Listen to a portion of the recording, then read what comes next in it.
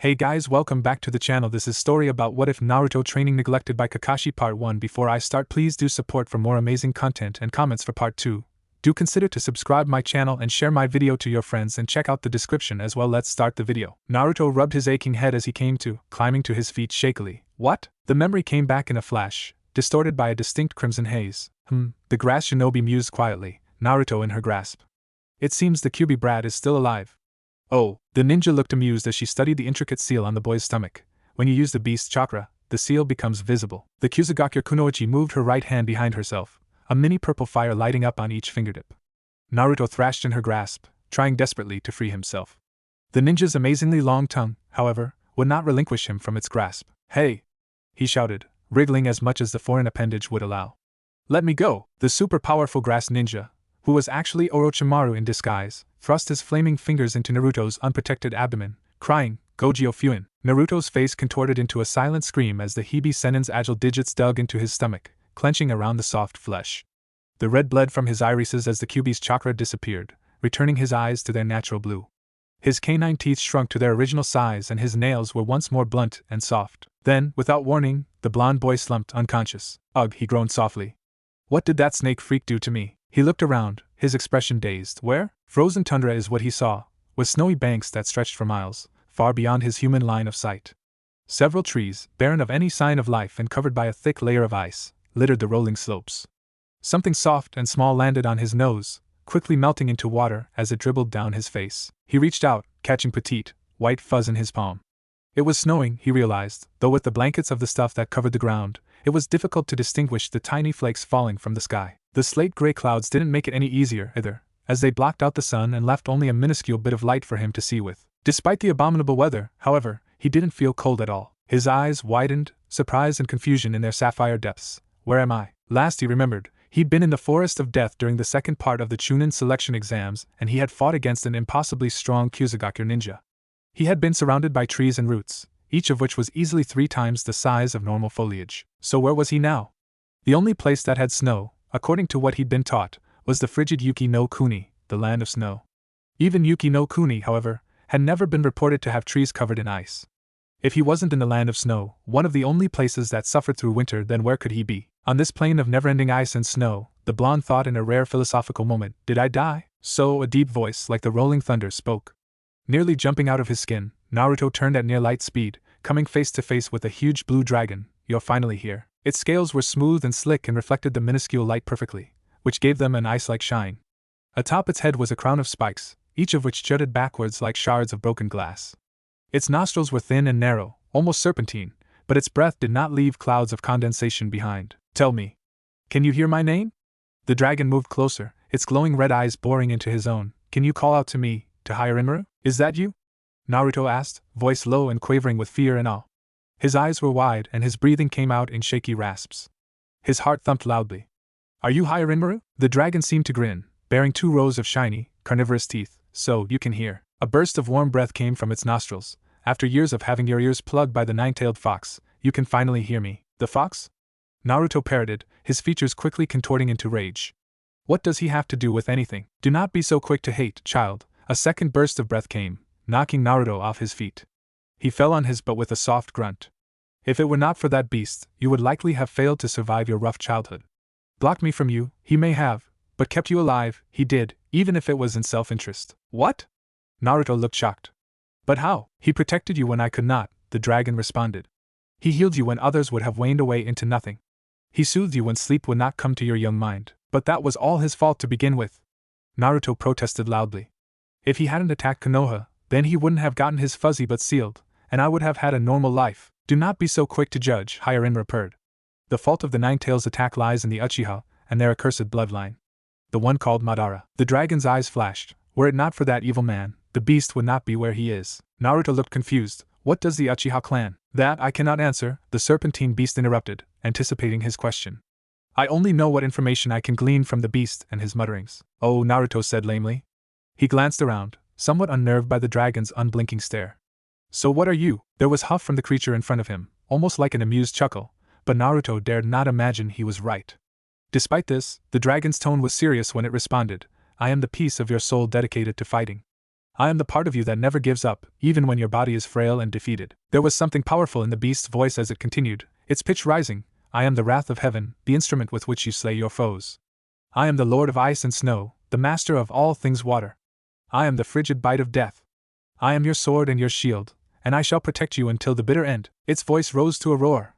I am Hirinmaru. It bowed its head submissively, startling Naruto with a foreign gesture. Now command me, and raise your enemies to the ground. A sudden feeling of power rushed through his body, and he felt like he could do anything, beat anyone, and overcome any obstacle.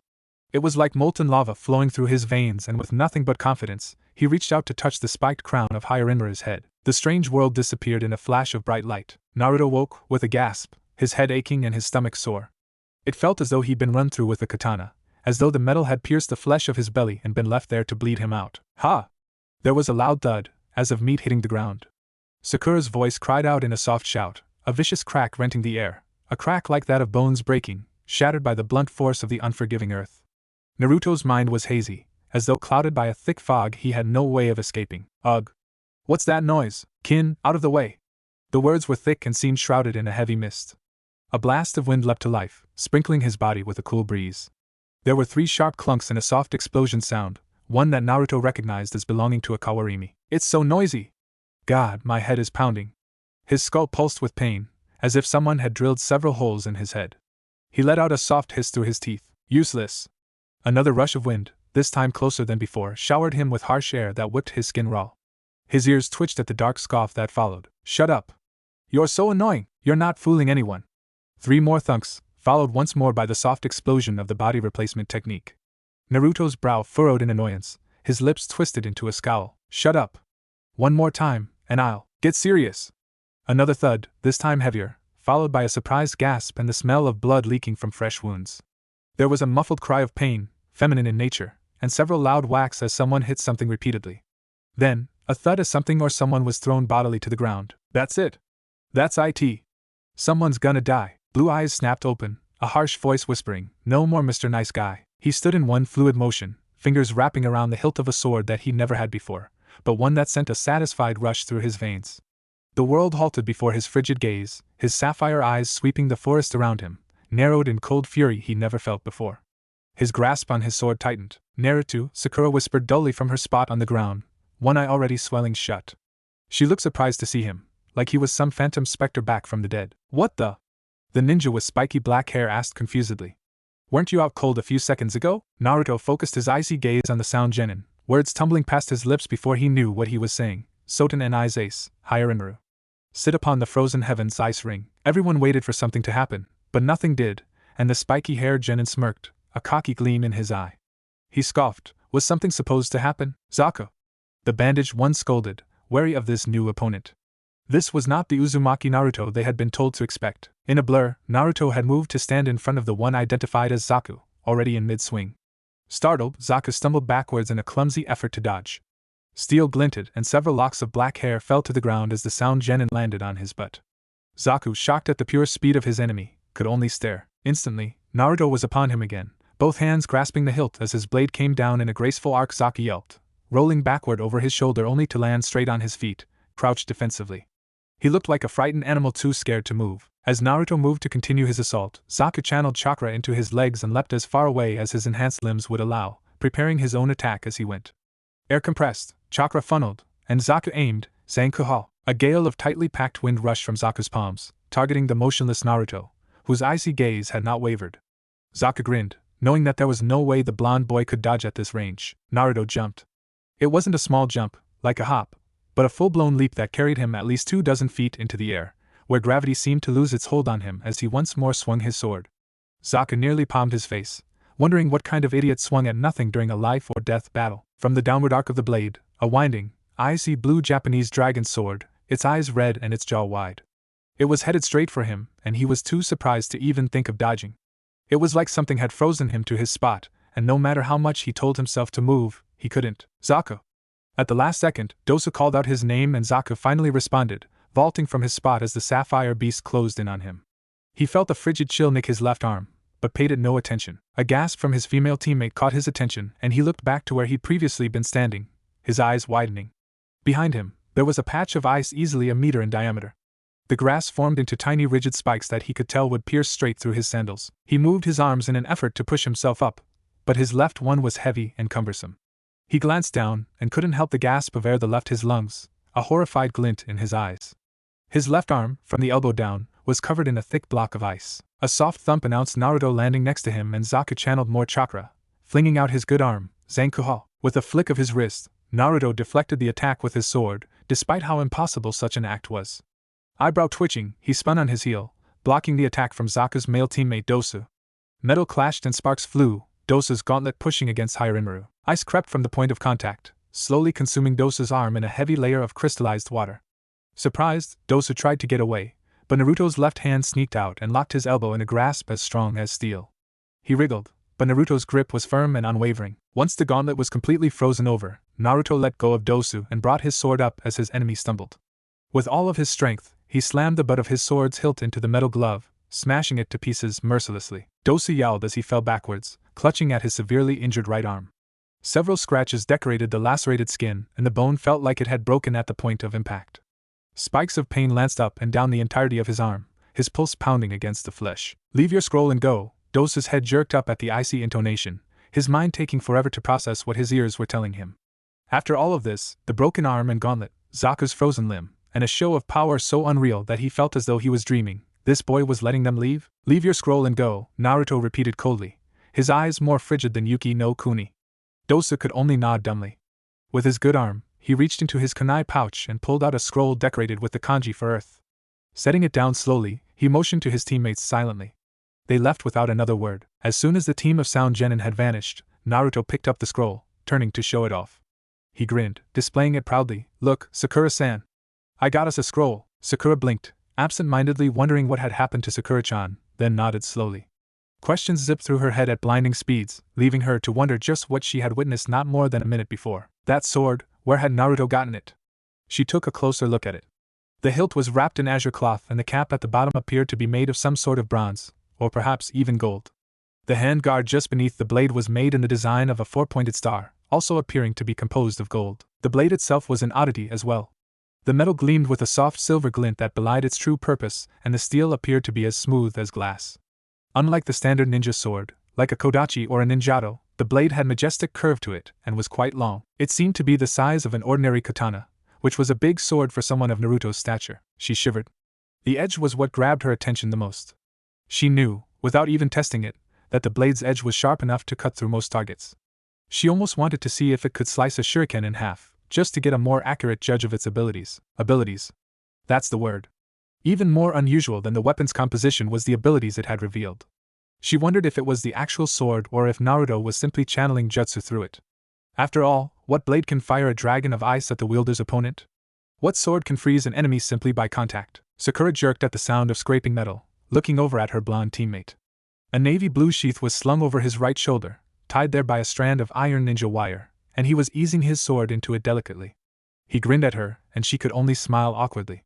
That just brought up more questions. Where had the sheath come from? Naruto hadn't been carrying it with him when the exam had started.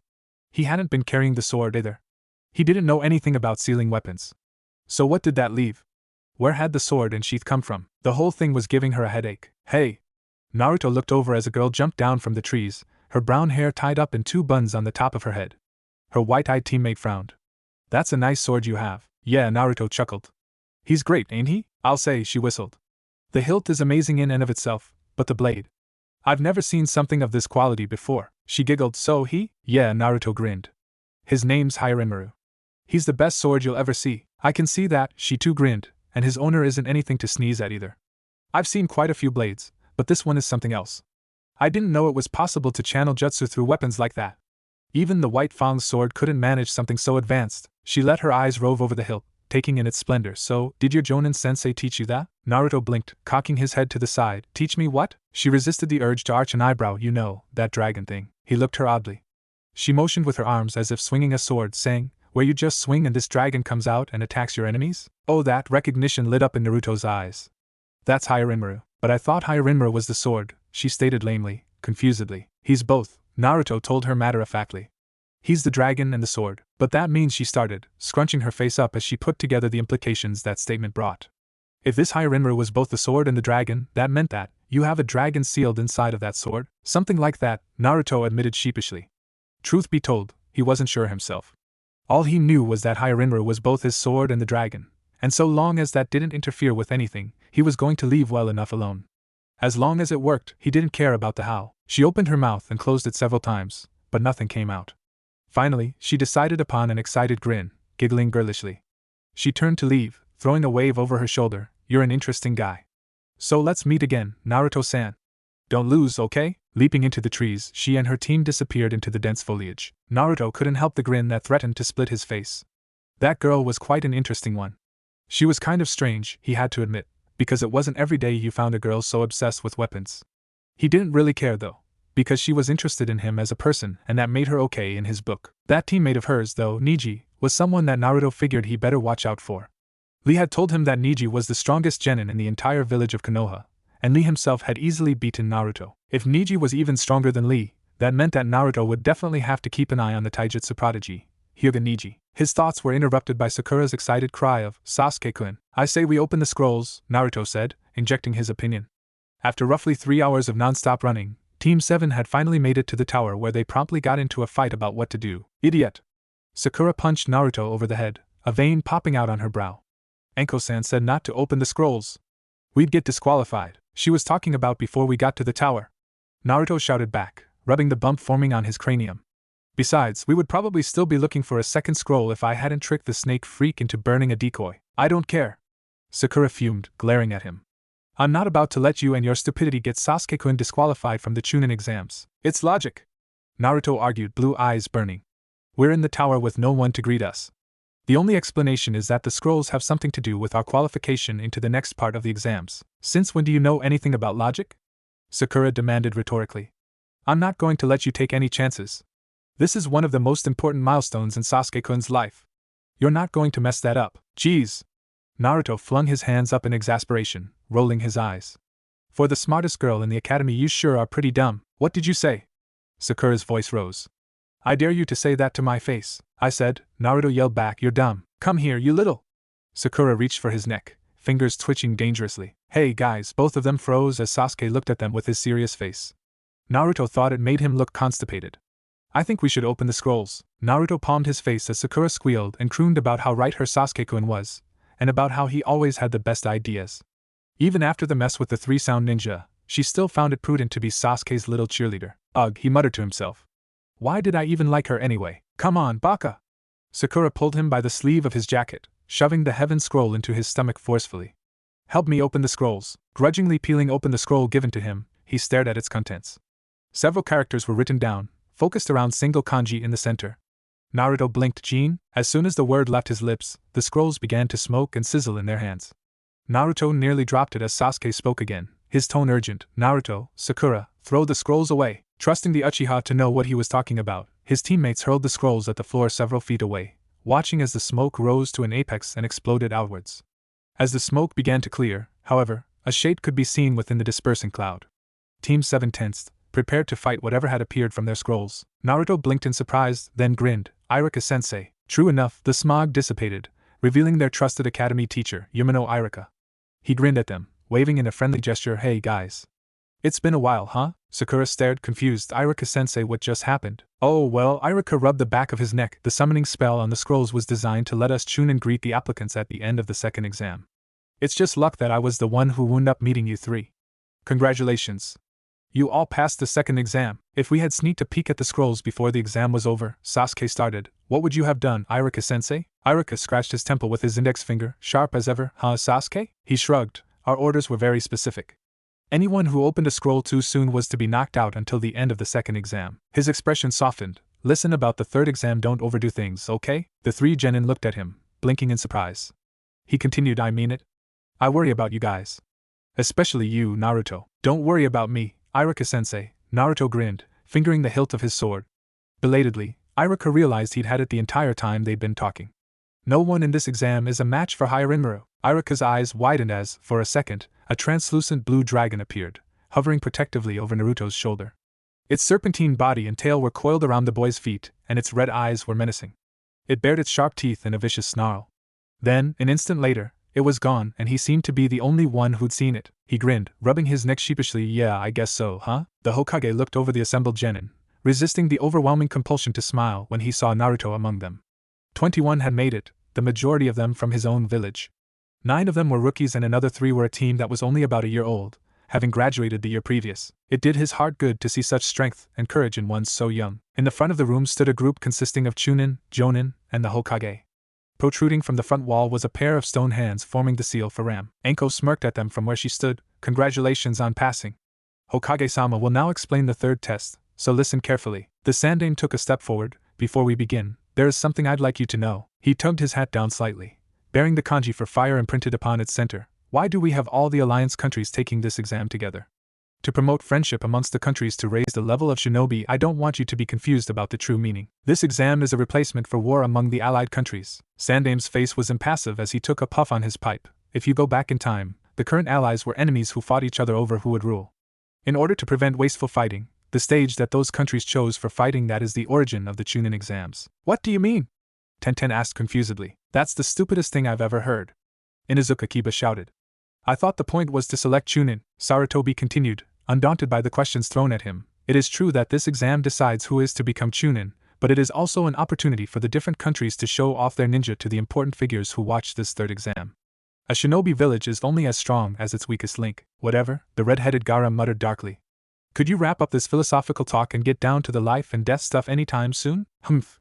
If you insist. He paused for a second. On to the third exam. Actually, a sick-looking Jonin appeared in front of the Hokage. As referee Hokage-sama, if I may? Sandaime nodded, a small smile on his face. By all means. The Jonin turned toward the genin, revealing his weary face and the dark bags under his eyes. I am Gecko Hate and I am the referee.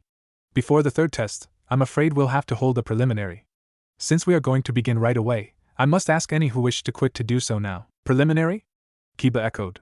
Right now? Well, Gecko coughed. It's not as if the first 2 tests weren't challenging enough.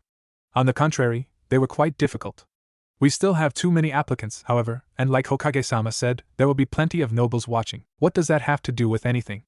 Kiba retorted. Gecko coughed again. The nobles will be traveling from all over to see the third exam, so the exam itself has to be quick and speedy to maintain viewer interest. To do that, we need to cut down the number of applicants with this preliminary round. As I said earlier, any who wish to quit may do so now without adversely affecting your teammates' chances of success. Well, Yakushi Kabuto raised his hand. I'm out of here. What? Naruto demanded sharply. Kabuto-senpai, why are you quitting? I'm sorry, Naruto-kun, Kabuto sighed, but I got the crap beat out of me in the second exam. And ever since that little fight I got into with those sound ninja right before the first exam, I've been totally deaf in my left ear. Kabuto shook his head. Now they're saying this could be a fight to the death. I'm just not up to that. Questioning stares followed his retreating back as he left, sparing a short, unnoticeable glance at Naruto and Sasuke. Hate looked around. Right then, cough, cough, if no one else wishes to forfeit, let's begin the preliminary rounds. If you'll turn your attention to the screen behind me. Everyone turned his or her gazes to the large screen behind the sickly Jonin, watching as the blackness faded into a dark gray. The letters versus lit up in the very center. Above them was the name Uchiha Sasuke and below it was Akato Yoroi. Now, Hate said if these 2 participants would come to the front. Sasuke grinned as he and Yoroi moved towards the examiner, each confident of their own ability. Gecko Hate made a motion towards the stands. Now if everyone else would please leave the arena. When everyone had left the area for the stands, he said, please begin. Yoroi made a hand seal, teasing, are you ready, Sasuke-kun? He slipped his left hand into his kunai pouch, his right hovering in front of his stomach. He withdrew a few shuriken, while, simultaneously, Sasuke withdrew a kunai from the holster on his thigh. Without warning, Yoroi flung his shuriken at Sasuke, who knocked them away with a swipe of his kunai. A flash of inexplicable weakness brought Sasuke to the ground, kunai still in hand. Yoroi took the opportunity to try and attack Sasuke, trying to bring his hand down on Sasuke's head. Sasuke rolled and dodged, watching the other genin's hand sink into the tile floor. Plunging his kunai into ground as a break, Sasuke spun around and brought Yoroi's legs from under him, pulling the older genin into a painful-looking arm lock. Yoroi's hand grabbed Sasuke's shirt firmly, and suddenly, Sasuke felt himself growing weaker. Too weak to prevent it, Sasuke could only watch as Yoroi twisted himself free of Sasuke's grip and brought his hand down on the Uchiha's chest. Hard. Jerking up, Yoroi spun around and latched that same hand on Sasuke's head, sapping the younger boy's strength. You're stealing my chakra, Sasuke gasped weakly. Yoroi chuckled darkly, an evil grin hidden beneath the cloth on his face. So you finally noticed. With a sudden surge of strength, Sasuke kicked him off, standing up as fast as he could. A scowl lit up his face as he tried to reason out the cause of the unexplained weakness, but no answer would come. Was it the curse mark? But wouldn't he feel something from it if that was what was bothering him? Yoroi growled as he stood back up. He rushed Sasuke again, his technique charged and ready to go. With a burst of speed, Sasuke ducked under his attempt at grappling and sent a kick into the boy's chin, forcing the genin into the air. As fast as his body would allow, Sasuke followed him, appearing beneath Yoroi's airborne body. Sasuke sent a light poke to his opponent's back. It's over. Using the other genin's spine, Sasuke flipped over his enemy's body, kicking towards his stomach. It was blocked and Sasuke used the teen's arm as a springboard, landing a vicious backhand in his face.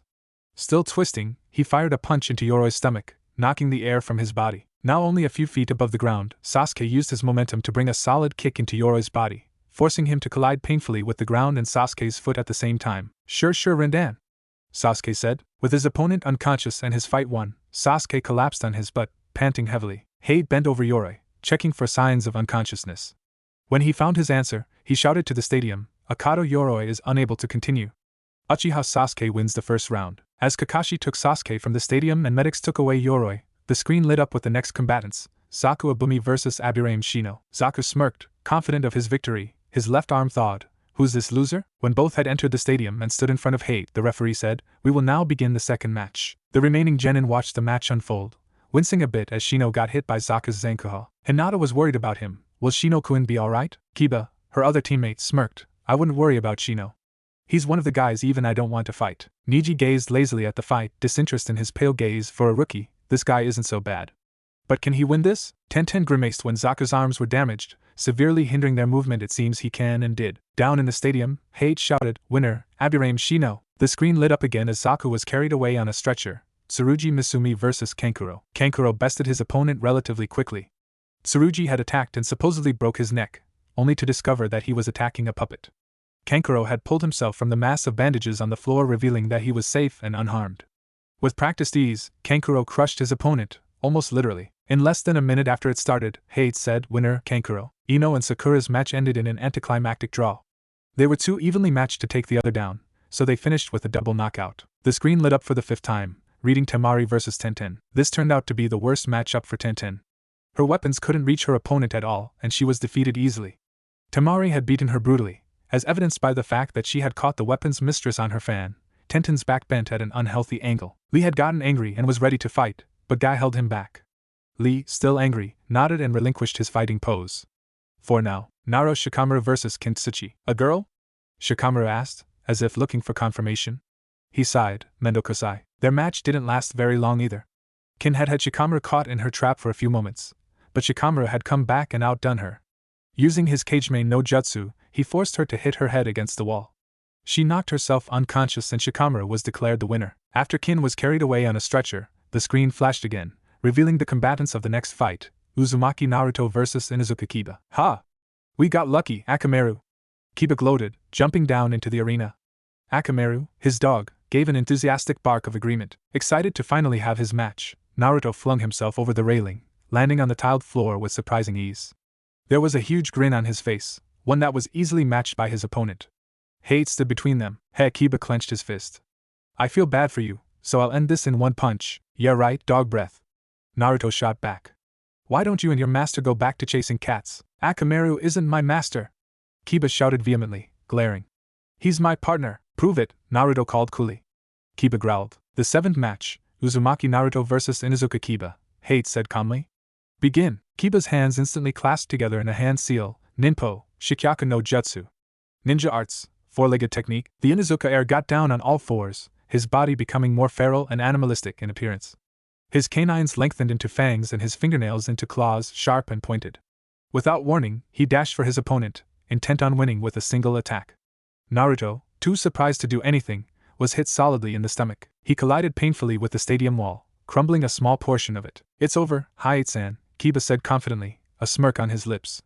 He won't be getting up. Up in the stands, Yohi Kurinai, Kiba's teacher, smirked over at Hatake Kakashi. Looks like your student doesn't belong in this exam, Kakashi-san. And no, surprisingly, it was meek little Hinata that spoke up.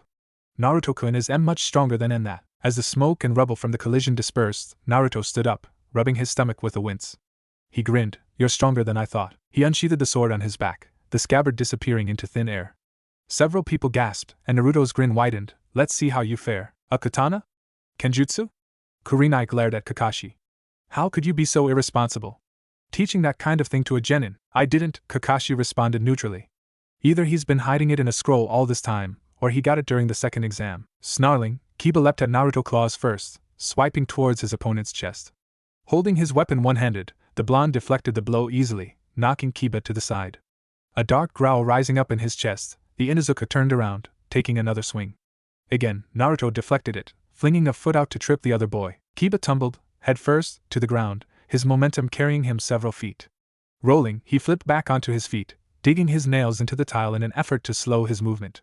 An angry snarl curled at his lips, exposing his large incisors to all of the shinobi present. He reached into his kunai pouch, pulling out 3 smoke bombs. He flung them, watching as they exploded and shrouded Naruto in a thick cloud. He grinned, seeing Akamaru sneak up behind the blonde. This tactic was one he knew would work, and it was definitely to his advantage. His enemy couldn't see, but he could smell where his opponent was, and that left Kiba with the upper hand. A scream alerted him to his pup's success, and he let a smirk crack his face. Naruto grabbed the dog by the scruff of its neck, awkwardly putting his hands into a seal. A poof later, a second Naruto stood next to him, and he handed the puppy to his doppelganger, glaring. It was difficult, considering the amount of smoke clouding his vision. Scowling, he got his hands into another seal, channeling his chakra like he'd seen Kakashi do. In a burst of energy, the smoke dispersed and was blown away, much like the mist had when his sensei had used the skill. The bite, the dog, the smoke, it was all worth it to see the smirk on Kiba's face fall. Let Akamaru go, Kiba snarled, eyes blazing with fury. What do you take me for, a fool? Naruto arched an eyebrow. Fine, Kiba reached into his pouch again. Have it your way. He tossed the small pill, which Akamaru promptly swallowed, his fur turning red as he growled. He spun, his claws dispelling the clone that held him. Running, he rushed past the stunned blonde to stand faithfully next to his partner, Kiba. Now!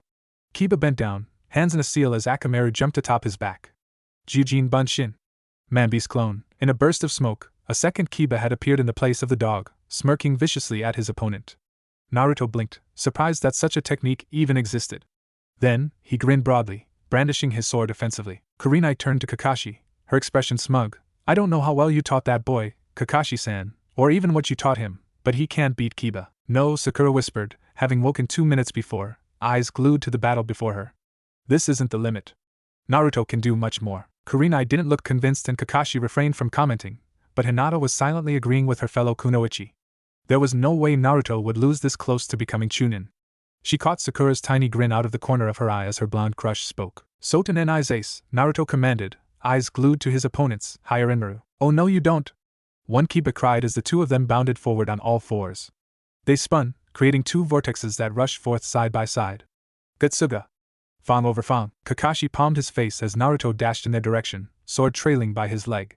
He jumped as the collision became imminent, twisting to get between the 2 winding tornadoes. Kakashi's eye almost widened as the blonde managed to dodge the attacks completely, if only by a hair. As Naruto landed, Kakashi noticed something else. One of the vortexes suddenly twisted off course, colliding with the ground painfully. Dust rose and as it cleared, a Kiba could be seen covered up to the neck in ice and wrapped in a chain. The chain reached all the way over to Naruto, connecting with the hilt of his sword. A crescent-shaped blade was attached to the other end of the string of metal links, stabbed into the ground. The second swirl of air and chakra dissipated and a second Kiba landed, staring at the frozen mass that encompassed his comrade. He growled, Akamaru. Calmly, Naruto walked over to his captive, staring down at the dog-turned boy impassively. Bending down, he pulled the crescent blade from the tiled floor, dropping it immediately afterwards. He reared his fist back, punching the ice with all of his strength. It shattered under his power, the transformation dropping to reveal Kiba's puppy. Akamaru! Kiba cried. Naruto turned at the sound of his voice, the crescent and chain retracting into Hiramaru's hilt. The sword looked as if nothing had happened. You! Kiba snarled. He ran forward again, once more transforming into a spinning vortex as he shouted, Tsuga! Piercing Fang. Naruto leapt over the attack, turning around in midair as he brought his sword up. Both hands tightened over the hilt, the blue wrappings rubbing comfortably against his palm. With a jerk of movement, he began his downward swing. An azure dragon jolted forth from the blade's majestic arc, its red eyes gleaming. Rain over the frozen sky, Hinata muttered as Kurenai's mouth dropped open in surprise. The dragon roared as it soared for its target, carving a winding path through the air of the arena. Kiba stopped spinning and turned around, shock etched onto his face as the beast charged towards him. Kiba-kun! Kurenai called in alarm, her composure regained. Her voice seemed to snap the Inuzuka boy out of his stupor, and he dodged at the last second, watching as the dragon collided with the tiled floor.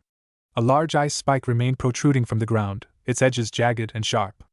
cold steel pressed up against Kiba's neck. Naruto stood in front of him, Hyarinmura poised threateningly against his opponent's jugular vein. The blonde's eyes were as icebergs floating in the frosted sea. You lose. Kiba jerked forward, clutching at his stomach where Naruto had punched him as his knees fell from under him.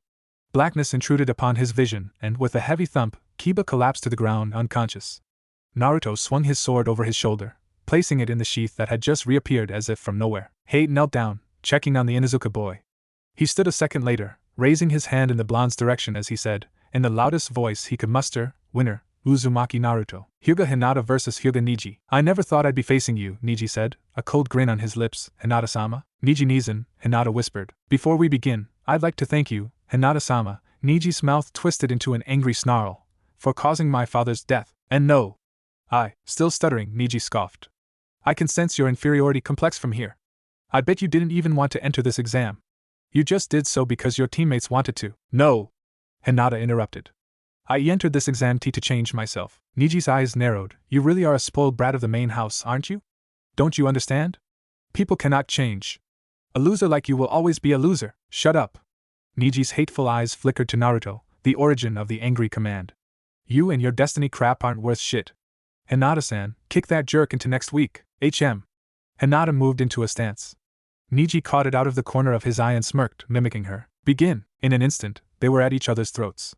The 10-foot distance that separated them closed almost like magic, and, in a flash, they were mere inches apart. Niji ducked under Hinata's first strike, stepping inside her guard and aiming his own attack at her heart. Hinata quickly dodged to the side, going against the traditional juken motions by throwing a roundhouse kick into Niji's stomach. Niji used his momentum to duck under her kick, tucking his body into a ball as he rolled out of the way. Faster than most could follow, he was on his feet again, flying towards Hinata with as much speed as he possessed. Hinata moved to the side of his first glowing hand, but wasn't fast enough to dodge the follow-up attack of Niji's left hand. Her shoulder burning in pain, Hinata stumbled backwards, clutching at where her cousin had made contact. "Come on, princess," a voice whispered in her ear. She looked over her shoulder as the world halted, come eye to eye with a majestic phoenix, its feathers shimmering from golden to crimson with every move. Beady bronze eyes looked down a plum-colored beak at her. Hinata couldn't speak. "Are you going to let this boy do this to you? Who are?" Hinata stuttered, eyes wide. "You know my name, Hinata-chan," the phoenix whispered, landing on the girl's shoulder and rubbing its head against her cheek affectionately. An inexplicable warmth worked its way through her body, sending a pleasurable shiver from her head to her toes. "You've always known my name." The phoenix let out a loud trill, its voice and the almost musical notes contained within echoing as it spread its wings. "Now speak it. Speak my name and show the world just how strong you are." The world jerked to a start. Hinata reached her hand forwards, grasping at air as her eyes narrowed in determination. Hajik, Tobium. Prongs of red energy swirled in the air and coalesced into an oblong shape, then formed a sword in Hinata's palm as Niji dashed towards her again, hands coated with chakra. With a wild, uncharacteristic scream, Hinata pointed the tip of her new blade at her cousin. A ball of pink energy shot forward, but Niji dodged around it, moved inside her guard, and knocked the weapon from her grasp.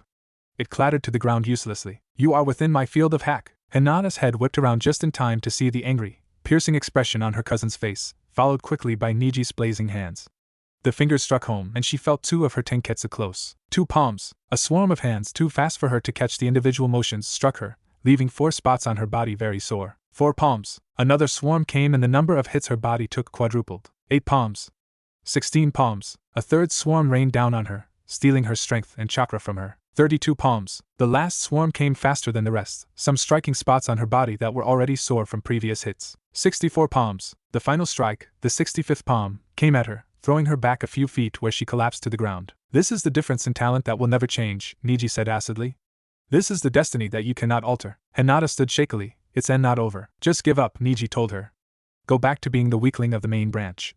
Go back to suffering at the fate of our family's differences." "You say you see can see everything," Hinata stuttered weakly. "But I think you're overlooking something. The one suffering from the differences in our family is you." In a flash, several people had moved to stand between the two Hyuga. Several jonin, including Hate, surrounded the white-eyed boy, poised to intercept if he chose to move further and kill his cousin. Naruto, to the surprise of the adults standing with him, had his blade set and ready to slit Niji's throat, his eyes icy. "Soten and Ace," Naruto whispered coldly as a pressure seemed to press down on the entire room. "Hiren." "That's enough, Naruto-kun," Kakashi stated calmly, his tone firm and brooking no argument. The pressure vanished as suddenly as it had appeared and Naruto turned his head, staring at his Jonin-sensei with his frigid eyes. A pained cough dragged Naruto's attention onto the Hyuga heiress, Hinata, as she fell backwards and, in an instant, he was by her side. Kakashi had to blink, wondering if the boy hadn't mastered some sort of speed-related jutsu. Did I? Hinata coughed violently, small amounts of blood mixing with her saliva. Her sword had become a katana. Her eyes were closed. Did I do good, Naruto-kun? Yeah, Naruto whispered soothingly, even knowing that she couldn't hear him. She'd lost consciousness barely a second after asking. You did great. Blood trickled from her mouth, alarming Naruto greatly. The only explanation was internal bleeding, and considering the numerous internal injuries she had to be suffering from, she might not make it all the way to the hospital. He swore mentally, knowing there was nothing he could do. I wouldn't be so hasty, child, a soft voice said. Naruto's gaze jerked to his right, Hyarimura's heavy snout hovering over his shoulder as the dragon took in Hinata's injured form. To Naruto's shock, the world had stopped and not a soul was moving or even breathing. I will provide and manipulate the energy. All you have to do is move your hand where I tell you. Naruto nodded quickly, desperate to save the girl so like himself. Instantly, the world started up again as Hyarimura disappeared. No more than a second later, Naruto was flooded with a powerful feeling and his body felt lighter than air. Now, Hyarimura's voice whispered softly, unzip her jacket and take it off. The first place we must pay attention to is her heart. Nodding almost imperceptibly, Naruto dutifully unzipped the girl's heavy jacket and brushed the flaps aside. He blushed slightly at the sight of her feminine assets, restrained only by a tight black shirt, but knocked the thought away as he rested his palm, glowing white, against her sternum. What are you doing? Kurenai demanded from him hotly, but he ignored her, moving his hand further down to rest on her bruised stomach at Hyarimura's command. Strangely enough, he could, and this confused him, feel the damaged capillaries and taut smooth muscles heal under his fingers. Once more, he moved his hand, delicately peeling her jacket off so as to reach her arms. He watched in amazement as the purpling flesh slowly returned to its natural cream color under his touch, until no sign of the bruises remained. The glow dissipated. Turning his head slightly, Naruto leveled a glare at Neji as exhaustion slowly set in, growling out, in the finals, you're going down. Barely a second later, he collapsed backwards, unconscious and snoring. Sighing in exasperation, Kakashi hefted his student onto his shoulder as medics carried away the Hyuga girl. Naruto-kun, your flames of youth are most passionate, Madogai said seriously, more to himself than anyone else. Yoshi! If Hinata-san makes a full recovery, I will run around Konoha on my hands 500 times. And if I can't do that, I'll scale the Hokage monument with nothing but my teeth. And if I can't do that, I'll do 100,000 push-ups using only my right index finger. Yoshi, Gai-sensei! Rock Lee cried excitedly. Your youthful passions are overflowing. Yoshi, the 9th match was Gaara versus Rock Lee. Lee's eyes blazed, Yada. It is finally my turn. Lee put up a good fight and was able to land a few good hits on Gaara, but Gaara was just too strong. In the end, Lee had shown that he could open the celestial gates and the power they held. But it wasn't any match for Gaara's sand, which crushed the bones in Lee's left arm and leg. He was carried off on a stretcher, the medic saying he wouldn't be able to be a shinobi ever again. The last match was Akimichi Chuji versus Dosa Kinyuta. Chuji lost pretty quickly. He simply couldn't win against Dosa's sound techniques. Even with his Baiken no Jutsu and his meat tank, he wasn't able to win against the Otonin. Now then, Sandaime stood in front of the remaining examinees. Each of you will draw a piece of paper from the box Enko-san is holding.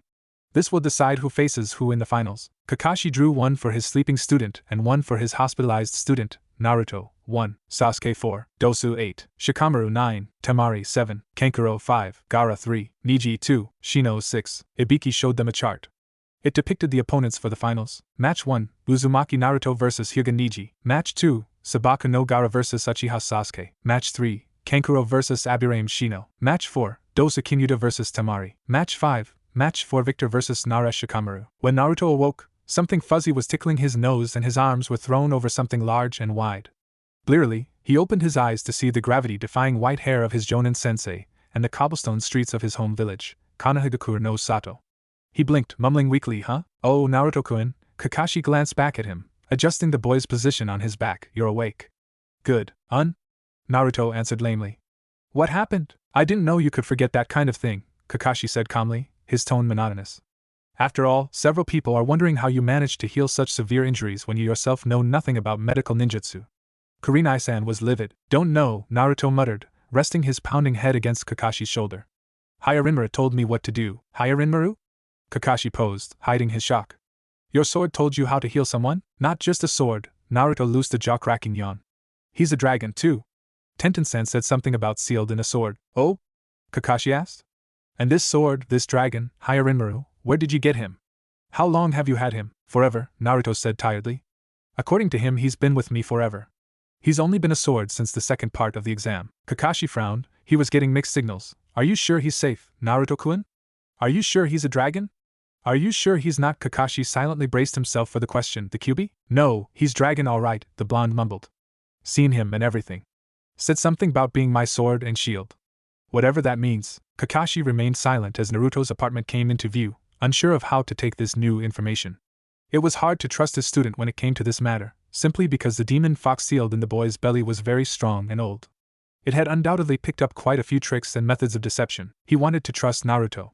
He wanted to trust that his student knew what he was talking about, and that everything was actually okay. It was just very hard to believe that the boy had some sort of guardian dragon now, one that could actually be used as a weapon. It was like something out of a fairy tale. Ninja didn't believe in fairy tales. Ninja believed in cold hard facts, undeniable truths, and what they could gather using their own senses. Good ninja even questioned the possible falsehood of these things. After all, Genjusta was the art of illusion and sensory deception. Hatake Kakashi was a good ninja. There weren't many alternative possibilities, though, and that alarmed Kakashi. Naruto had confirmed, almost beyond a shadow of a doubt, that Kyuubi was not involved at all. Sasuke was given the curse mark by Orochimaru during the second exam. The only possibility that fit in the realm of reality, besides the one that Naruto was telling the truth, was that Orochimaru had given Naruto the sword. That was an even more absurd likelihood, simply for the fact of who Naruto was. Beyond the fact that Naruto was the child with the nine-tailed fox sealed inside him, he was also the son of the Yondaime Hokage, the one person Orochimaru hated above all else. The Hibi Sannin would not take an interest in the child of his most hated enemy, the man who had stolen the position he had wanted above everything. That meant that Naruto wasn't lying, he was telling the truth. It wasn't the Kyuubi manipulating him either, because the demon fox lacked any form of control over the world outside of the seal that bound him. What it all boiled down to was that Hyarinmaru really was a dragon and a sword. The question was the how. The existence and dual identity of Hyarinmaru was new and unprecedented. There had never before been a sword capable of sentient thought, nor had there ever been a dragon that could become a sword, mostly because there also weren't any dragons. What Naruto had was revolutionary. Kakashi knew, though, that revolutionary abilities like this were usually guarded and bred into clans by the Council of Fire. For now, he would keep his mouth shut. If word got to the council that Naruto possessed some kind of bloodline, they would probably run an insurmountable number of tests on his blonde student, regardless of what harm they did to the boy. Because of the demon fox's presence inside him, Naruto was nothing more than a slab of meat to the old men and women of the council. So long as he drew breath, Kakashi wouldn't let them treat his sensei's legacy in such a manner. He owed a great deal to the fourth Hokage, and he wasn't about to let such a thing happen to the only child of his father figure. If for no other reason, he was going to protect Naruto. Gently shifting his cargo, he eased open the blonde's apartment door, nearly wincing as the hinges squeaked. Naruto was out cold, however, and didn't even stir at the obnoxious noise. He silently breathed a sigh of relief, slipping his sandals off as he walked into the small flat. His eyes adjusted immediately to the darkness within as he looked around. It took him a minute, but he found what he was looking for and opened the door to the boy's bedroom. Thankfully, it didn't squeak or creak even the tiniest bit as he eased it from its closed state. Gently, he set the blonde down on the futon unrolled in the center of the room. He slowly pulled the blonde's sandals off, setting them up against the wall next to the door. He reached to take the sword off of his student's back, but a cold chill ran down his spine as his fingers neared the hilt, and he immediately thought better of it. He pulled the covers up, tucking them under boy's chin. A sudden feeling of guilt and longing struck him and he backed up, gazing at Naruto sadly as he quietly closed the door. He deftly maneuvered his way through the darkness, locking the front door as he left. With one last backward glance, he vanished in a swirl of leaves. Naruto rubbed his eyes, slowly standing up. His sandals sunk in the snow, but no feeling of coldness reached him as the white fuzz buried his toes. He looked around, only to discover he had once more returned to the world of Hyarinmaru. He blinked, wondering just why he was back. "You're here," the dragon's voice said calmly, the beast swerving its long body around him. It twisted till it was looking him in the eyes, its lower body coiled around his feet and legs. "Tell me, child, do you know why you're here?" "No," Naruto started, shaking his head. His tongue froze mid-motion as images flashed through his mind and in front of his eyes, reminding him of what he'd done.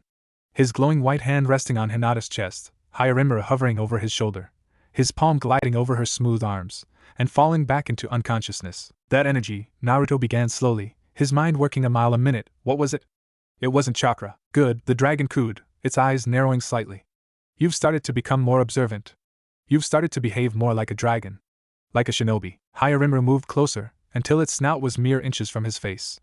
The two thin, long, fleshy feelers beneath its nostrils wavered in a non-existent wind as it spoke. As you well know, chakra is made of physical and spiritually energy perfectly blended.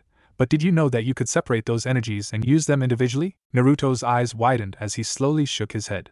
Higher continued. Chi, or ki, is the body's physical energy, and if used properly, can be used to supplement limbs and such. Because of its nature, chi is useful only for augmentation of physical movements. Chi cannot be used for direct attack. Riryoku, however, or spirit energy, is what allows chakra to be channeled for jutsu. By itself, Riryoku has several uses that can be helpful to the life of a shinobi. The easiest example was how you healed that girl of such life-threatening injuries. Beyond that, Riryoku can be used to form attacks and the like with which you can defeat your enemies. When it is not mixed into chakra, Riryoku is incapable of molding the elements. I get what you're saying, Hayarimaru, Naruto started quietly, a confused gleam in his gaze, but what's the point of telling me? I don't know how to manipulate Riryoku, so how's it going to help me? Hayarimaru grinned, baring his large, sharp teeth. Quite simple, actually.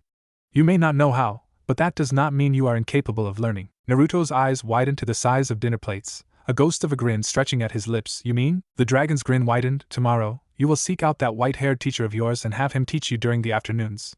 In the mornings, from dawn's first light till the sun has reached its midday zenith, I will be teaching you to mold and use your Riryoku as a weapon. Really? Naruto asked excitedly, his eyes sparkling as the dragon nodded.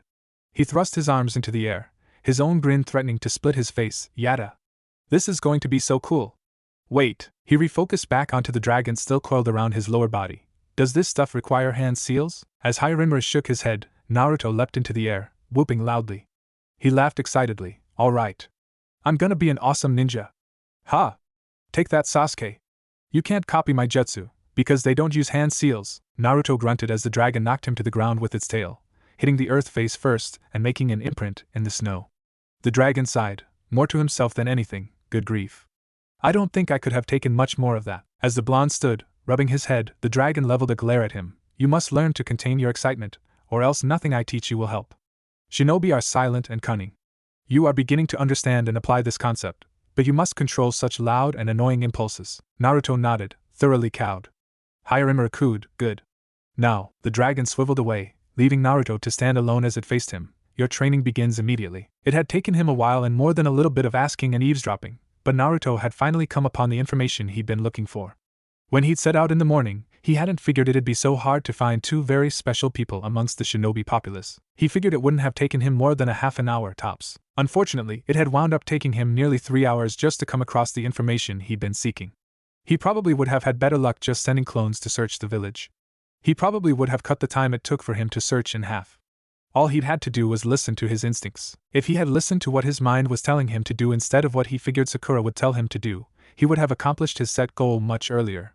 Things would have been much easier on him, and he would have finished his task at 8 o'clock instead of the current time, 10:46. Finally, after searching for the location of Hinata and Sasuke, Naruto walked through the glass doors of the hospital.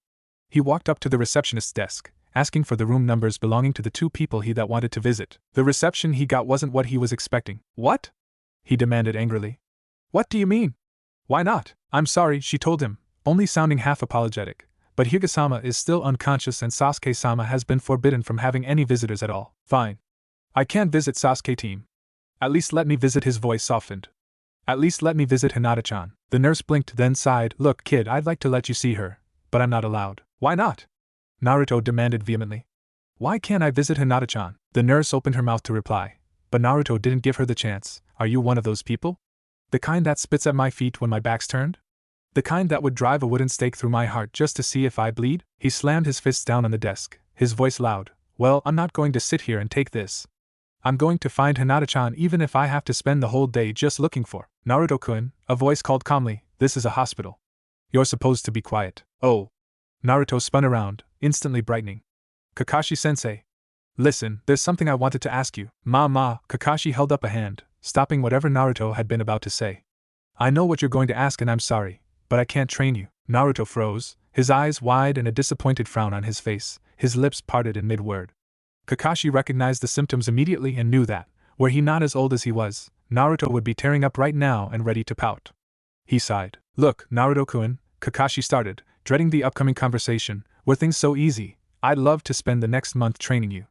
Unfortunately, not only am I completely inept at Kenjutsu, I have to prepare Sasuke for his match against Gaara. You're training Sasuke team? Naruto asked, his voice suddenly frigid. Why the hell can't you train me? I'd love to, Naruto-kun, Kakashi stated, trying to placate the blonde. Now that you have such a powerful ice-type ability, I could show you some really awesome Suiton jutsu. The only problem is your opponent is a calm leaf ninja. Win or lose, nobody's dying. Kakashi sighed, pinching the bridge of his nose. Gaara, though, is totally unstable. I have to prepare Sasuke for a fight against that maniac, and, even then, I'm not sure he'd win. You, on the other hand, would be a perfect matchup. Why? Naruto asked, honestly curious. Kakashi thought he could take down Gaara? Hyarinmaru, Kakashi stated, as if that explained everything. Since he is a water and ice type ability, he'll make it much harder on Gaara to manipulate his sand. That would give you an amazing advantage, and I have very few doubts that you'd fail to capitalize on it. Then why can't you? Naruto began, his voice something of a whine. Look, Naruto-kun, Kakashi interrupted, holding out a scroll. This is a jutsu scroll. On it is Mizu Bunshin no Jutsu. I've found you an instructor to be my replacement, and he's going to teach you chakra control. Whenever he feels you've gained enough control, he'll give you another, much more powerful Suiton Jutsu scroll. Naruto nodded, his eyes wide. It wasn't exactly the training he'd been looking for, but considering the options Kakashi had left him with, Hyarinmaru was urging him to take the offer. His control sucked horribly, he knew that, and it had become much worse after Orochimaru had sealed off the demon fox. Yet, he was stronger because of Orochimaru's little trick. Had the snake Sannin not blocked him off from the Kyuubi, he doubted he would have found Hyarinmaru any time soon. If there was one thing good to come of that meeting, Hyarinmaru was it. Kakashi-san, Naruto looked towards the voice, only to find a man he easily recognized. A bit of dread filled him as he realized just who Kakashi's replacement was going to be. Ah, Ebisu-san, Kakashi nodded. I was just explaining things to Naruto. Listen, did you get those scrolls? Hi, Ebisu nodded, adjusting his sunglasses slightly. As per your instructions, I'll give him one Suiton scroll whenever I feel he has enough control to perform the jutsu inside effectively. He's going to teach me? Naruto asked numbly, disbelief tainting his voice. The closet pervert? Oh. Kakashi smiled at him. So you know each other? This makes things easier. Know each other? Naruto echoed hollowly. I beat this guy in 5 seconds, with 2 jutsu. Really? Kakashi asked, feigning interest. Ebisu was the only one, besides perhaps himself, Jiraiya of the Sannin, and the Sandaime Hokage, that could properly teach Naruto. Since Ebisu was the only one available, it had to be Ebisu that taught Naruto. Ah! Ebisu seemed to teleport next to Naruto, clasping his hand over the boy's mouth. He's just kidding, right, Naruto-kun? Naruto glared. I may not be a great fighter, the man hissed at his blonde captive, but I'm an elite tutor. Teaching is my specialty. I can teach you things that'd make Sasuke-san's head spin. Naruto's eyes seemed to widen, then he nodded enthusiastically. Ebisu smiled in a disarming way. We'll be fine, Kakashi-san. See you later. In a swirl of leaves, Ebisu and Naruto disappeared, leaving Kakashi to blink at their strange antics. Shrugging, he pulled out his little orange book and headed towards Sasuke's room. Naruto couldn't help but stare. Steam rose into the air as tiny wisps of vapor, slowly disappearing into the atmosphere. Water sloshed gently against rocks that contained it, but not one drop escaped the confines of the natural pool. Even several feet away, Naruto could feel the heat radiating from the pond. Despite the inviting atmosphere, Naruto had to wonder why he was there. He was supposed to be training, wasn't he? That had been the impression he'd gotten when Ebisu had promised to teach him things that would wow even Sasuke.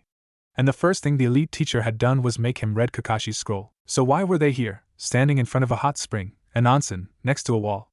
A wall behind which he could hear many giggling girls as they bathed away their daily worries? Why? Naruto asked, confused. Why are we here? The first thing we're going to do is test you, Naruto-kun, Ebisu told him. Since you are learning Suiton Jutsu, you are going to need a source of water. What I want you to do, Naruto-kun, is produce exactly 5 Mizu Bunshin. You have 2 tries. Nodding, Naruto stepped next to the hot spring and focused his chakra, his hands in a seal. He cried, Mizu Bunshin no Jutsu. Around him, 7 water clones sprung into existence, each an identical copy of the original. Frowning, he dispersed them all, watching as they splashed back into water and made several puddles on the ground. Focusing again, he added less chakra than the first time, Mizu Bunshin no Jutsu. Since it seems that your control is severely lacking, Ebisu said in a lecturing tone, we'll have to rectify the problem. What you're going to be doing, Naruto-kun, is walking on water. Naruto stared at him for a second, momentarily speechless. What? Kakashi-san has told me that you already know the tree climbing exercise, Ebisu stated, proudly walking out onto the hot spring. This is the next step up. Try it for yourself. Tentatively, with Hyarinmaru hissing instructions into his ear, Naruto channeled chakra to his feet and walked out onto the surface of the heated pond only to plummet straight to the bottom. Yowling painfully, Naruto jumped from the pool faster than Ebisu could see and landed straight up on the ground. As he got over the burning sensation on his flesh, he set his sword down, mumbling an apology to the dragon for letting that happen. Steel and water didn't mix very well and, though Naruto was aware that Hyarinmaru was no ordinary blade, he didn't want to risk letting his precious weapon rust. Taking off his orange jacket, Naruto channeled chakra again and took a slow step out onto the surface. It stayed and he smiled, confidently putting his other foot forward as he began to walk atop the water. On that second step, however, he once more fell straight into the water. Screaming in pain as the water burned him, he leapt up from it and landed once more on dry land. He hissed as the cool air rubbed roughly against his sensitive skin, waiting for it to turn back to its pale pink. It only took a few seconds, but during that time, Hyarinra took the opportunity to chastise him for being so hasty. Take it slowly, the dragon told him. Speed will earn you nothing in the end. Patience is the driving force behind success. Remember, Naruto, think like a dragon. Calming his frustration, Naruto focused his chakra once again and stepped out onto the water. His feet held as he walked steadily towards his temporary tutor, confident that he had this new skill down. Barely a second later, he fell into the hot water again, crying his anger and pain to the sky. Shaking his head in amusement, Ebisu looked past the boy at the fence opposite their section. His eyes widened. There was an old man with long white hair staring through a small hole in the fence, giggling like a schoolgirl. Ebisu fixed his glasses, scowling. I don't know who you are, he said, quietly at first, but I will not allow such shameful and dishonorable behavior. Ebisu rushed forward, his gaze stony as he focused on the indecent man in front of him. He glared at the pervert who simply ignored him and favored giggling, raising his fist to teach the man a lesson. There was a poof of smoke and, before he could react, a long tongue shot out and hit him, knocking him away. He was unconscious before he hit the ground. Be quiet, the older man said sternly, perched atop a large toad. You don't want me to get caught, do you? Naruto stared for a second, then felt anger bubbling up inside his chest. You idiot. Now what am I supposed to do? He threw his hands up in exasperation. It was bad enough that the snake freak messed up my chakra with some sealing jutsu, but you had to come along and knock out my instructor. Snake freak? The old man echoed curiously. What do you mean? Where did he hit you? Some guy in the second exam, Naruto sighed. He did this weird thing with his fingers, then hit me in the stomach. I see, the old man said pensively, rubbing his chin. Lift your shirt and channel some chakra. I think I have a solution. Whatever, Naruto mumbled, lifting his shirt as the man's fingers began to glow. He was hit by surprise, then the old man's fingers, when the 5 digits slammed into his stomach. Gojo Kane! The old man called. After a second, he pulled his hand back to look at his work. The 5-pronged seal that had overlapped the original seal faded away into nothingness. There. Now try the water walking skill. Listening to the old man, Naruto took a delicate step onto the water. When it held, he took another step, then another, and he didn't fall in. Confident from his success, he walked at a faster speed until he was running around the small spring. He nearly yelled excitedly when he didn't fall in at all. The old man started to walk away, thinking he would slip past the boy's notice. He had no such luck as Naruto shouted, Hey, don't think you're off the hook. This guy was supposed to be my teacher.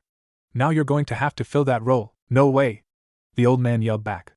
I, Jiraiya the Gamma Sennin, don't have time to babysit a brat like you. Besides, you already learned what he was teaching you. Nah. Naruto called back, forming a hand seal. 5 Mizubunshin stood around him.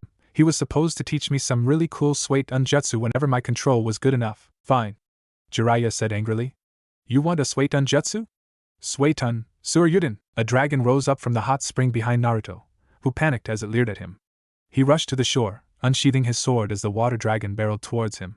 He stabbed his sword forwards, into the dragon's mouth as he cried, Soten en Ace, Hyarinru. Instantly, before Jiraiya's surprised eyes, the dragon of water froze into a solid mass.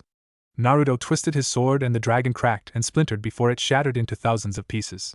With flourish, Naruto sheathed his sword. When he had used the Suryuden, Jiraiya hadn't intended to harm the boy, far from it. The jutsu had only been pumped with enough chakra to soak the blonde and knock him off his feet. He didn't think the kid could counter it, or that if he could, he would be too shocked to do so in time. The moment he'd seen the boy, Jiraiya knew who he was. It was hard not to. He would have had to be blind not to recognize the kid with the 9 tails stuck in his stomach. He would have had to be blind not to recognize his prized student's only child. The boy had spiky blonde hair and blue eyes. No matter who you were, if you were from Konoha, you would recognize those traits. At first glance, Jiraiya had considered training the boy, as he had the kid's father. He decided against it in the end. It would bring back too many happy memories that would just end up making him sad and depressed. Even now, nearly 13 years after the Yandame's death, it was still an open and sore wound. Any part of him that had wanted to train the boy had died as soon as the blonde had used Mizubunshin and told him he was learning Suiton. Learning Suiton jutsu meant that the kid's chakra had an affinity for water. The problem with that is that Jiraiya's didn't, so he couldn't teach him as much about Suiton as Sarutobi. But now the dragon had turned to ice after being struck by Naruto's sword. To turn something to ice, you needed both a water and wind affinity in your chakra. The sword just seemed to be a tool, A chakra blade used to cast techniques without hand seals and at a short distance. Jiraiya grinned. This kid was pretty interesting. Okay, kid, he said, a cocky grin on his lips, I think I'll train you after all. You will? Naruto asked excitedly, eyes shining with hope. Yeah, he said, crossing his arms. After all, as one of the Sannin, I know more about Suiton than anyone in this village, save the Hokage. You do? Naruto's face split into a large grin and Jiraiya immediately knew he had a disciple in the arts of ninjutsu. Yeah, he said confidently. Now come on. Let's take this to a more appropriate place. One with lots more water. Secretly, to himself, Jiraiya smirked. Hook, line, sinker. Come on, Erosenin. Jiraiya almost froze at the nickname, watching as Naruto ran down the road. This brat, he might be more trouble than he was worth. The sound of rushing water flowed past his senses, the smell of the liquid permeating his nostrils. The grass, taller than normal, tickled his bare toes incessantly. The wind blew gently, tousling his spiky hair. He grinned, excitement flowing through him. They had traveled to a river, one that Naruto hadn't even known existed. It was atop a waterfall that emptied into a pond that girls seemed to like to swim in, so Naruto could guess why Jiraiya had chosen this particular river. Still, the old man was going to teach him, so he wasn't going to complain. Right. Jiraiya clapped his hands together. I've already showed you the hand seals, so let's see how good you are at Suryuden. On. Naruto nodded, flashing through hand signs numbering in the dozens. He stopped on Bird, watching as the river churned unnaturally. A beast head began to form, sucking the water from its surroundings. Suiton, Suryuden no Jutsu. A winding dragon leapt from the water, twisting and turning in the air before it crashed back into its source. The river returned to normal, as if nothing had even happened. Jiraiya nodded, satisfied. Good. Good. Now let's try it while you're walking on the river. Nodding, Naruto took a step out onto the water, standing atop it without trouble. The river around his feet rippled slightly, but showed no sign of letting him fall through. Slowly, he walked to the center, making sure that the current wouldn't push him downstream. With a great deal more concentration, he went through the hand seals again, calling, Suiton, Suryuden. Much more slowly than it initially had, the dragon of water formed in front of him, its gaping maw snarling. It jumped from the river surface towards an imaginary enemy standing a good distance away from the blonde, then sunk back into the water as it hit its non-existent target. All right, the elder man muttered. It had taken him longer the second time than it had the first. Again, Naruto went through the hand seals once more, much faster than the second time. The dragon rose for a third time, marginally faster than either the first or second attempt. With a silent roar, the dragon dove into the river again a great distance away. It collided with a loud splash, throwing water up and out several feet. Jiraiya couldn't help but marvel at the power the kid had, mentally whistling as the third dragon dissolved back to its base element. Even elite jonin from the hidden mist village could only manage one or two before the chakra consumption started to affect them. But Naruto had pulled off 3 without even breathing heavily. Good, Jiraiya nodded. Now we're ready to move on to the next thing I have to teach you, Kuchiyos no Jutsu. In a blur, Naruto was at Jiraiya's side, grinning eagerly. Clearing his throat, Jiraiya continued, his voice lecturing. For this technique, however, you're going to need more than your normal amount of chakra. You've felt your secondary chakra, right? That's what you're going to have to use. Naruto shook his head. Sorry, Erosenin, but I'm not going to use Fluffy's power. If I use it like you're suggesting, then I'll become dependent on it, and my own power will grow weak. I'm not going to call on Kyuubi's chakra. What? Jiraiya asked incredulously, his expression surprised. Who taught you that? It's ridiculous. Why have all that power locked away if you're not going to use it? Naruto's eyes grew cold. That is the way of the dragon, Erosenin. Rely on your own power and the power of your friends, get stronger through hard work, and take no shortcuts. Be wise both in life and in battle and use force only when necessary. That is the way of the dragon. It's the principle I've dedicated my life to. Good, child, Hyarin cooed, whispering in his ear. You are learning well what I have taught to you. This is the path you walk, the path of wisdom, the path of the protector. Do not let any sway you from its course. All right, Jiraiya sighed, rubbing the bridge of his nose. If you're that serious about it, I guess we can just use your normal chakra. If we can build it up high enough, you won't need the fox's chakra. Naruto nodded, his expression suddenly cheery again.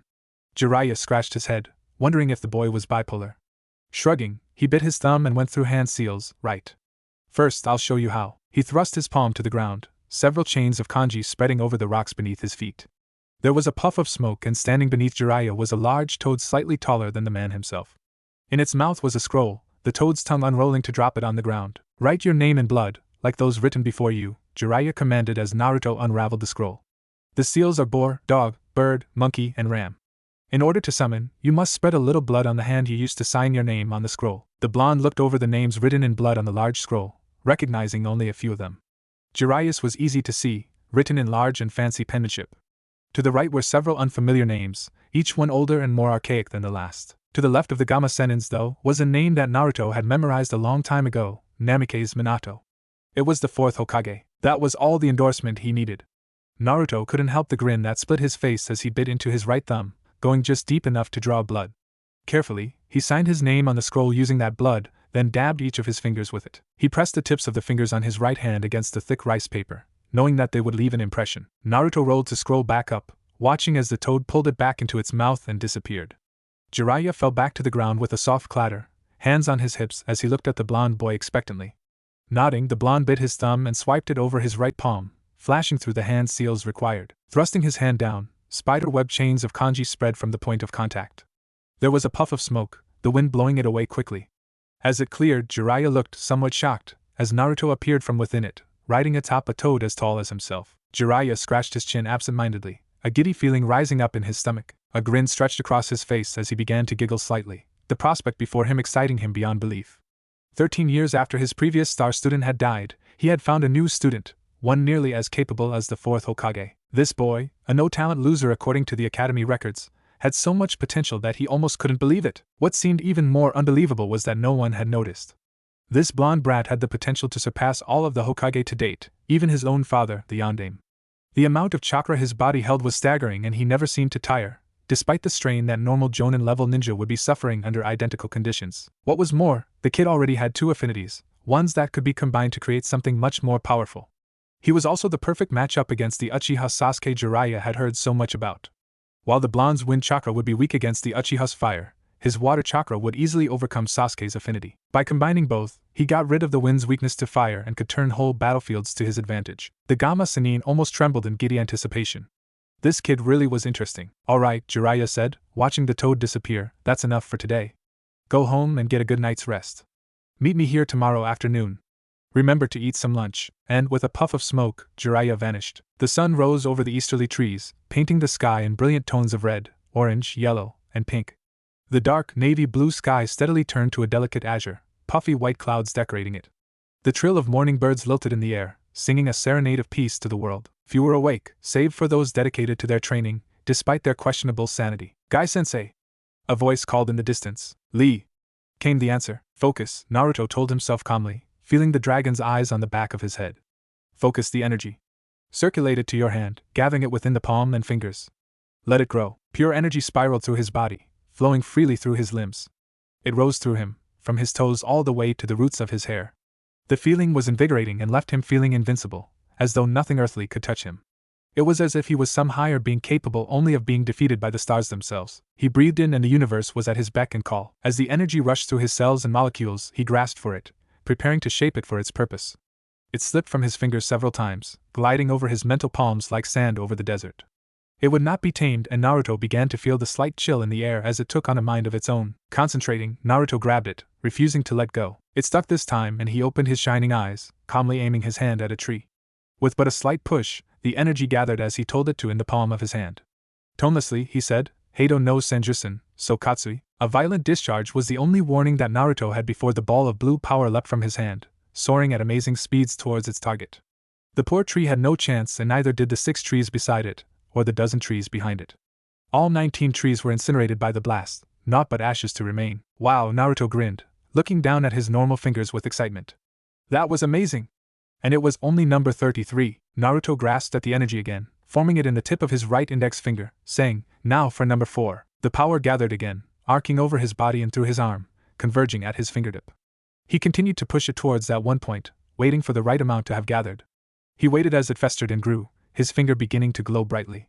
Finally, as the power reached an apex, he called, Heido no Yan Byakurai. A bolt of white lightning leapt from his finger, soaring outward at an amazing speed. It struck the tree he had been pointing at, blowing a wide hole straight through its large and thick trunk. Several trees behind, nearly a dozen by his count, suffered the same fate, creaking dangerously as their support faltered. With a crash, they all fell to the earth, never to bloom again. Do you see, Naruto-kun? Hyarinmura asked, locking gazes with him. The power of Riryoku? Yeah, he said, decorating his voice, it's awesome. You sure do know quite a bit about this kind of stuff, Hyarinmura. At this rate, I'll be Hokage before I know it. Indeed, the dragon commented amusedly. It turned its head away. That's enough practice for now. Let's move on. Have you finished your little project? I'm close, Naruto said, scratching his head sheepishly. I've figured most of the stuff out, but I need to find a way to make it summon you. So far, it doesn't summon anything. I must congratulate you, Hyarimura said, his voice filled with paternal praise. This idea was quite crafty and cunning. Many would call it a very fox-like idea. I say it is an idea worthy of a dragon. Thanks, Naruto laughed happily. I took one look at Erosenen's summoning scroll and decided to make one for you. Toads are nice and all, but they're just not suited for my abilities. So I'll just summon you.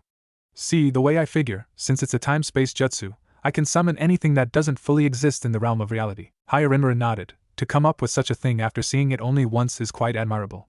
I have no doubt that you will succeed. Somehow, Naruto could tell that the dragon was looking at him out of the corner of its eye. When you do, I have quite an interesting skill to teach you. A shiver of anticipation traveled down Naruto's spine, raising tiny bumps all over his arms. He wasn't sure if the shiver of anticipation was one of eagerness, or if it was of an ominous origin. The latter seemed much more plausible because of the icy block that had suddenly lodged itself in his stomach. Hyarimura rarely called something interesting. Considering how knowledgeable the dragon was, there wasn't much that it could claim was interesting. There were several things that it took an interest in, but it never used such a word to describe those things. He preferred to call it a healthy dose of curiosity. If it was a technique he was teaching Naruto, he always made it seem insignificant to him, but very important to the blonde boy. He used all sorts of words and phrases to entice him into learning, but interesting had never been one of them. If he was using it to describe something, that something had to be beyond cool. Naruto called Sasuke's fire jutsu cool. Hyarimura scoffed at them, claiming that such skills were easily learned and acquired by anyone with an attention span. Naruto called Rock Lee's speed and taijutsu awesome. Hyarimura chastised him for admiring the boy's abilities when he could be working towards acquiring them for himself. Naruto thought Kakashi was one of the best. Hyarimura assured him that there were better. So for Hyarimura to call something interesting, it had to be beyond powerful. It had to be even more powerful than the destruction spells the dragon was teaching him to use. It had to be stronger than Kakashi's signature move. Naruto shivered again. He was either really lucky or in deep shit. Naruto stood shakily, panting as sweat rolled down his cheeks and nose, his blue eyes drooping slightly. The water around him churned as yet another dragon dissolved into it, splashing the riverbanks harshly. He fought to stay atop the surface as the movement of the water body compromised his footing. Again came the command and Naruto obeyed. He flashed through the hand seals, stopping on bird and watching as the water in front of him swirled and rose to form a dragon. It seemed to roar as it jumped forwards at an invisible target. It crashed back into the river, causing turbulence over the surface. He struggled to stay atop. After his success at summoning, Jiraiya had decided that it would be best to hammer out his skills in Suiton by making him practice till he dropped. Along with Suryuden, the old man had taught him Daibakafu no Jutsu and Suijin Hiki, and had him practice them alongside it. The old man was determined to make him a Suiton master before the Chunin exam finals. For the 3 weeks he'd been training under the elder shinobi, he'd become quite proficient in water-style techniques. Jiraiya wasn't the only one training him in jutsu. After Naruto had perfected several of the spells he'd been teaching the blonde, Hyarimura had started to have Naruto recreate jutsu he'd seen before. Specifically, he had Naruto recreate techniques that Haku had used during their battle on the bridge. So far, he'd managed to teach himself Haku's Sensatsu Suisho, something he'd only caught a glimpse of during the fake Hunter Ninja's skirmish with Sasuke, and how to perform certain jutsu using one-handed seals. Unfortunately, while Hayatan wasn't something that only Haku could use, the Makyu Hayashi was a bloodline limit-related skill. He couldn't replicate it beyond forming the mirrors. That's not to say that training was all Naruto did. He had visited Hinata several times since the preliminaries, more often than not stopping by the Yamanaka shop to buy some flowers for her.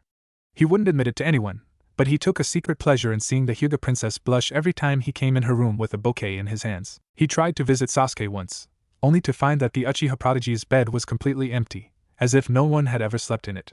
He'd been confused for a second, wondering if maybe Orochimaru had stolen the boy in his sleep, before he'd taken a better look at the scene of the supposed crime. There was no sign of a struggle and no sign of more than one person being involved in his rival's escape. He'd nearly grinned. Sasuke had left on his own. All right, Jiraiya called, halting his training as his fingers moved together almost on reflex. That's enough. I'd say you've got this down pretty well. You've got 5 days until the finals. Take that time to rest. Nodding, Naruto staggered over to the riverbank, collapsing as soon as his feet hit dry land.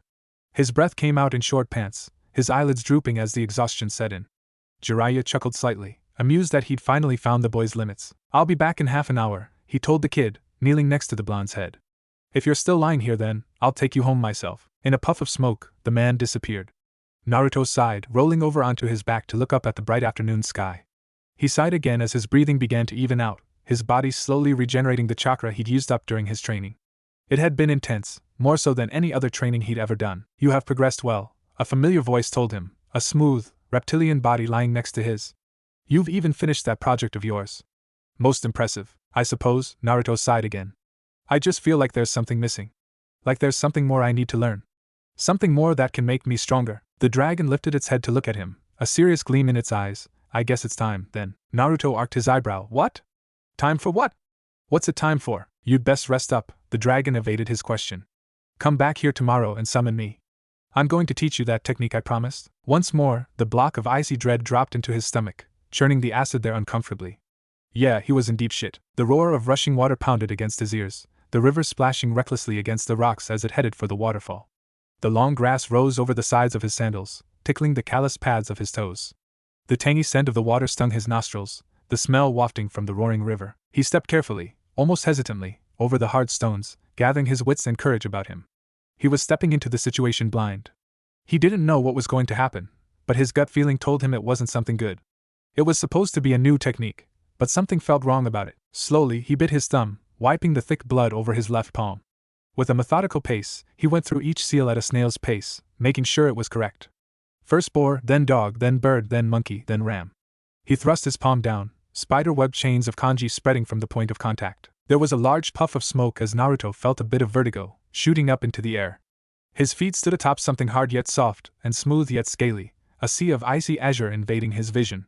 He felt his eyes widen to saucers as he realized the truth of the situation. He was standing atop a huge Hyarinmaru, one at least 100 times bigger than the one he knew. So you managed? The voice was deeper, but it was still familiar. I wonder, however, if you can manage the task I have set for you. Task?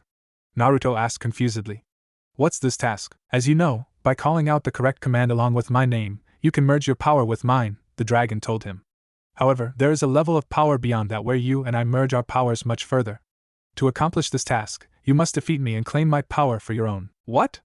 Naruto shouted in alarm. Defeat you? How? Don't worry, child, Hyarinmaru placated, chuckling amusedly. This is not direct combat. All you must do is defeat one challenge I will set for you. Challenge? Naruto asked tentatively, slightly hesitant. He firmed his resolve from rubber to iron. Okay. What's this challenge? You have 4 days left before your finals, the dragon said calmly. To achieve the next level of power, you must stay atop me for the next 72 hours straight. Do you accept this challenge? Of course! Naruto exclaimed, standing shakily. This is only one step on the road to Hokage. If I can accomplish this, I'll be that much closer to my dream. So be it, the dragon said solemnly. With a jerk, Hyarinmaru threw himself to the ground, writhing through the river like giant snake. Naruto let out a yelp as he nearly lost his footing, using chakra to grip tightly to the scales on the beast's back. Water rose up around him, soaking his clothes all the way down to his skin. The dragon jerked again and Naruto gripped its scales with all his strength, desperate not to fall off. His grasp loosened, but he refused to let go. Gravity tugged on him hard, pulling him as hard as it could. Another wave of vertigo filled him. Gah! Naruto cried, his fingers slipping slightly. I should have known better than to do something like this. Hyarinmaru leapt off the ground, sprouting wings that had previously been invisible. Naruto's eyes widened. Oh, shit. Gaara walked quietly into the hospital room of Rock Lee, his bloodshot eyes staring intensely at the bleached white walls in front of him. He strode slowly, purposefully towards the bed containing the bandaged, spandex-wearing boy, his intent clear to anyone and anything capable of independent thought. His open right hand shot outwards as his left jumped upwards, clenching at his head. Sand burst from his gourd, his breathing deep as it crept along the floors with a life of its own. It swirled slowly around Lee's bed, steadily creeping up onto the unconscious boy, attempting to cocoon him in a deadly coffin. Suddenly, without warning, a fist came out of nowhere and collided solidly with his cheek, sending him sprawling backwards and to the floor. As the shock of being hit slowly wore off, Gaara straightened up, a small bit of his armor of sand flaking from his murderous face. Naruto stood in front of him, his sword strapped to his back with a green sash. Replacing his jacket and the shirt beneath it was a zip-up, sleeveless, black turtleneck. It blended seamlessly with his new black pants and sandals. His eyes were icy blue and the room temperature seemed to drop, the air around the boy wavering with power. Shikamaru stood not too far off, rubbing his cheek tentatively. Ow. Damn it, Naruto, I feel what he feels, remember? What are you doing? Naruto ignored Shikamaru, a scowl on his face. To release so much killing intent, Shikamaru frowned seriously. Why are you trying to kill Lee-san? Do you have some kind of grudge? No, Gaara said, his voice monotonous. I do not. It's not something that complicated. I'm going to kill him just because I want to. Oh yeah? Said Shikamaru, faking his cocky tone. Well, we're not going to let you do that. I mean, hey, you're strong, but we were holding back in the prelims too. Right now, 2 against 1, you don't stand a chance. You get in my way and you are dead. Gaara seemed unfazed by Shikamaru's comment, his teal-green eyes shining with hate. I'd like to see you try. Naruto shouted, grasping the azure-clothed hilt of his sword. Naruto, Shikamaru hissed at the blonde. Shut up. This guy's a monster. So? Naruto hissed back. I've got a real monster in me. He's nothing. A real monster, you say? Gaara seemed slightly intrigued. I was born a monster. I came into this world by taking the life of the woman I would have called mother. My father created me in order to be Suna's ultimate weapon. I was spoiled and allowed to do whatever I pleased. But starting around the time when I turned 6, my father tried countless times to assassinate me. Wait, Shikamaru said in consternation. I thought you said you were spoiled? A being too strong can become an existence of fear. Gaara didn't really specify if that was his answer or if he was just continuing his story. Everyone hated me and I found myself wondering why I went on with life. Why, then, do I exist? Why do I live? I could find no answer, but everyone needs a reason to live, or else it's the same as being dead. Finally, I came to this conclusion. I exist to kill everyone but myself. As long as there are people for me to kill, I will not vanish. The hell? Shikamaru was surprised. Now sand rose, gushing at high speed in the direction of Naruto and his companion. Let me feel alive. The sand suddenly fell to the floor as Gaara made eye contact with the dragon, only he could see that was hovering over the blonde's shoulder, his face frozen in shock. Gaara doubled over, clenching his head with his hands and screaming, his sand writhing and twisting on the floor, as if in pain. Slowly, the demonic sand ninja walked backward, heading towards the window, his sand following him obediently, as though a pathetic slave to him. His pain seemed to have lessened by the time he reached his goal, since he wasn't doubled over anymore, but he still appeared to be struggling with something. Regardless, he turned before he left, his right eye shut and his breathing labored. I will kill you guys. The crowd roared in excitement, eager to see the Chunin hopefuls tear into one another. The volume in the arena was deafening and the finals hadn't even started. Several people were making bets and odds continued to change and twist. Many nobles from lands far and wide sat in the stands, patiently awaiting their entertainment. The Hokage sat up in his private box with the Kazekage from the Land of Wind, watching the entire proceedings with a neutral expression on his face. Several guards were stationed around him protectively, each standing at attention with a serious expression. Likewise, the Kazekage had many guards as well, each willing to give his or her life. Shirani Genma frowned as he looked over the competitors, the senbon between his lips twitching incessantly. 1, 2, 3, 4, 5, 6, 7 of the candidates for Chunin had showed up for the finals. Neji, Naruto, Gaara, Kankuro, Shino, Shikamaru, and Temari were all accounted for. The only one missing was Uchiha Sasuke, the supposed star of the show. For the most part, as far as Genma knew, the majority of the examinees hadn't changed at all appearance-wise since the preliminaries. Neji still wore his pale, short-sleeved jacket and black shorts. Gaara looked like he had several sets of that uniform he wore. Kankuro still wore his strange black jumpsuit with the cat-eared hood. Temari had her revealing dress-like thing on, and Shino and Shikamaru might as well have just come from the preliminaries, except Naruto. Naruto's appearance had changed drastically from his original orange jumpsuit, especially concerning the color. His sword was strapped to his back with a green sash, a bright golden lotus-shaped clasp positioned on it just below his Zyphid process. Replacing his jacket and the shirt beneath it was a zip-up, sleeveless, black turtleneck. It blended seamlessly with his new black pants and sandals. His blonde hair was longer as well. Several strands of sun-kissed yellow fell over top of his hitate, just long enough to cover the majority of the metal plate. The rest was even wilder and spikier than before, seemingly untamable by conventional means. 2 locks of blonde fell on each side of his face right in front of his ears, reaching down to his lobes, if barely. Genma had to hide his shock from the rest of the world, and he had no doubt that many others did too. The boy in front of him, with that serious scowl on his face and his analyzing blue eyes narrowed, looked like the reincarnation of the late 4th Hokage. Kakashi, Genma thought absently, was in for quite the surprise when he got back. Hey, Mr. Examiner, Genma blinked himself out of his thoughts, looking up to see Naruto's hand raised. Yeah? He asked, trying to regain his composure. What happens if Sasuke's not here in time for his match? Came the question, still with that serious look on his face. Well, Genma's senbon twitched as he spoke, which Naruto thought was very dangerous. If he's not here by the time his match is scheduled to begin, he'll lose by default and be disqualified. Genma opened a pocket watch, looking at the time as Naruto nodded in understanding. He flipped it closed. It's time to begin the Chunin selection exam finals. If everyone but Hyuga-san and Uzumaki-san would proceed to the stands, we can begin. The other genin nodded and left, Naruto and Neji the only ones standing in the arena. Genma nodded, all right. He stepped up between the 2 boys, glancing at each of them for a few seconds. You guys are up first. so make sure to put on a good show. He made a motion with his hand. Begin. Neji sneered at the blonde, dropping into the stance of the Hyuga's famous Juken. I'll rejoice as I watch you fall to pieces when you discover reality. Naruto scowled, his right hand reaching up to the hilt of his sword. I'm 10 times stronger than I was during the preliminaries. Niji's upper lip curled, the veins around his eyes bulging as the Byakugan activated. 10 times nothing is still nothing. You were fated to lose the moment I was chosen as your opponent. Up in the stands, Kurenai was thinking, this match will decide the threat level Naruto-san poses to enemy ninja. If he can defeat Niji-san, he might just be able to defeat Shinokuin as well. You say that now, Naruto said, his sword sheath dissolving as he pulled out Hairinmaru, dashing for his enemy. Try saying it again after I've beaten you. Niji pulled out a kunai, blocking the strike with it. He was surprised as he struggled to keep up the block, his hand shaking under the pressure. Naruto's expression was serious, his blue eyes glinting icily. The fight's just started and I already have 2 advantages, Naruto told him, bringing his left hand up in a seal. The first is the water vapor in the air. The second is that I've occupied one of your hands, preventing you from using jutsu. Slowly, the water in the air began to condense into several vague forms that slightly resembled Senbon. They formed a sort of cage around him, surrounding him from all sides in a death trap.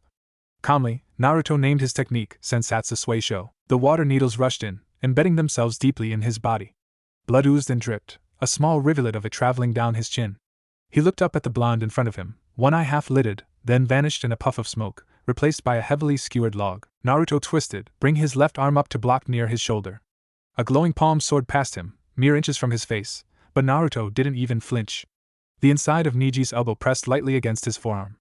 A smirk curled on Naruto's lips. Try again, idiot. Naruto's eyes widened in surprise as 4 glowing fingers sunk into his back painfully, not enough to break the skin but enough to feel as though they had. Foreign chakra flooded his body, threatening to shut down his kidneys. Then, with a splash of liquid, Naruto fell apart into a thick but shallow puddle of water, obviously not the real one. Niji's own eyes went wide as the implications sunk in, forcing him to reevaluate his opponent's abilities. He'd been surprised when the blonde had pulled off a water technique using the vapor in the air, but to have a water clone, which was 1/10 as strong as the original, do so was amazing. And he hadn't even been able to tell it was a water clone either. This brought about many questions. When and where had the blonde learned to use a foreign technique like Mizu Bunshin no Jutsu, and from whom? How did he form a Mizu Bunshin using vapor in the air? How did he learn to do something like that and from whom? What other foreign jutsu did he know? Niji jumped to the side as a blue dragon soared towards him, its red eyes gleaming. It twisted around to follow him at the last second, but collided with ground, creating a large and long snake-like line of ice. He had seen the boy use this skill in the preliminaries, but that in no way prepared one to have it used on him or her. Above them, the sky darkened with black clouds. That just brought even more questions, questions he should have asked the first time he had seen this beast. How did the blonde boy create a massive water dragon without any water around and then make it freeze on contact with something solid? Where did he learn to do something so complex and complicated with one technique? If it had been taught, who had taught him? Who even knew how to do something like that? This blonde boy should be simple. He was an orphan that had joined the academy to become a ninja. He took the graduation exam 3 times before he passed, and he passed in an unorthodox method. He had no exceptional skills and had passed at the bottom of his class. He was a loser who had just barely graduated from the academy. He should have been easy to beat. The Uzumaki boy, however, was anything but simple and ordinary. He was adept at kenjutsu, even though no one had ever taught him to use a sword. That implied many different things, but it confirmed none of them for sure. He could also do something that only the Night-Aim Hokage had been able to do, and he had taken that ability farther as well. That begged a question that many had thought they could answer easily. It raised a query that most hadn't even thought existed, simply because of who the blonde was. Surely, his personality disarmed any opinions that would think of him as powerful. But now, the question was, who is Uzumaki Naruto? The blonde reappeared behind the large wall of ice, already going through hand seals. He stopped at Tiger, pursing his lips as he raised his fingers to them. He blew and Niji could immediately place a name to the jutsu, Katon, Kakaki no Jutsu. A giant fireball was released, roaring towards Niji and easily 3 times the size of any other that the Hyuga prodigy had seen. It soared toward him and Niji could do nothing but watch as it came closer. Its form seemed to grow as it came nearer, and the brunette half expected his life to flash before his eyes. The fireball stopped short, colliding with the wall of ice. It pushed roughly for several seconds before fizzing out into nothing. Niji was tempted to palm his face at the stupidity of the blonde, wondering himself why he thought the kid had any ability. That is, until the complexity of his opponent's plan was revealed. The ice had melted but not evaporated, lying on the arena floor like a large puddle.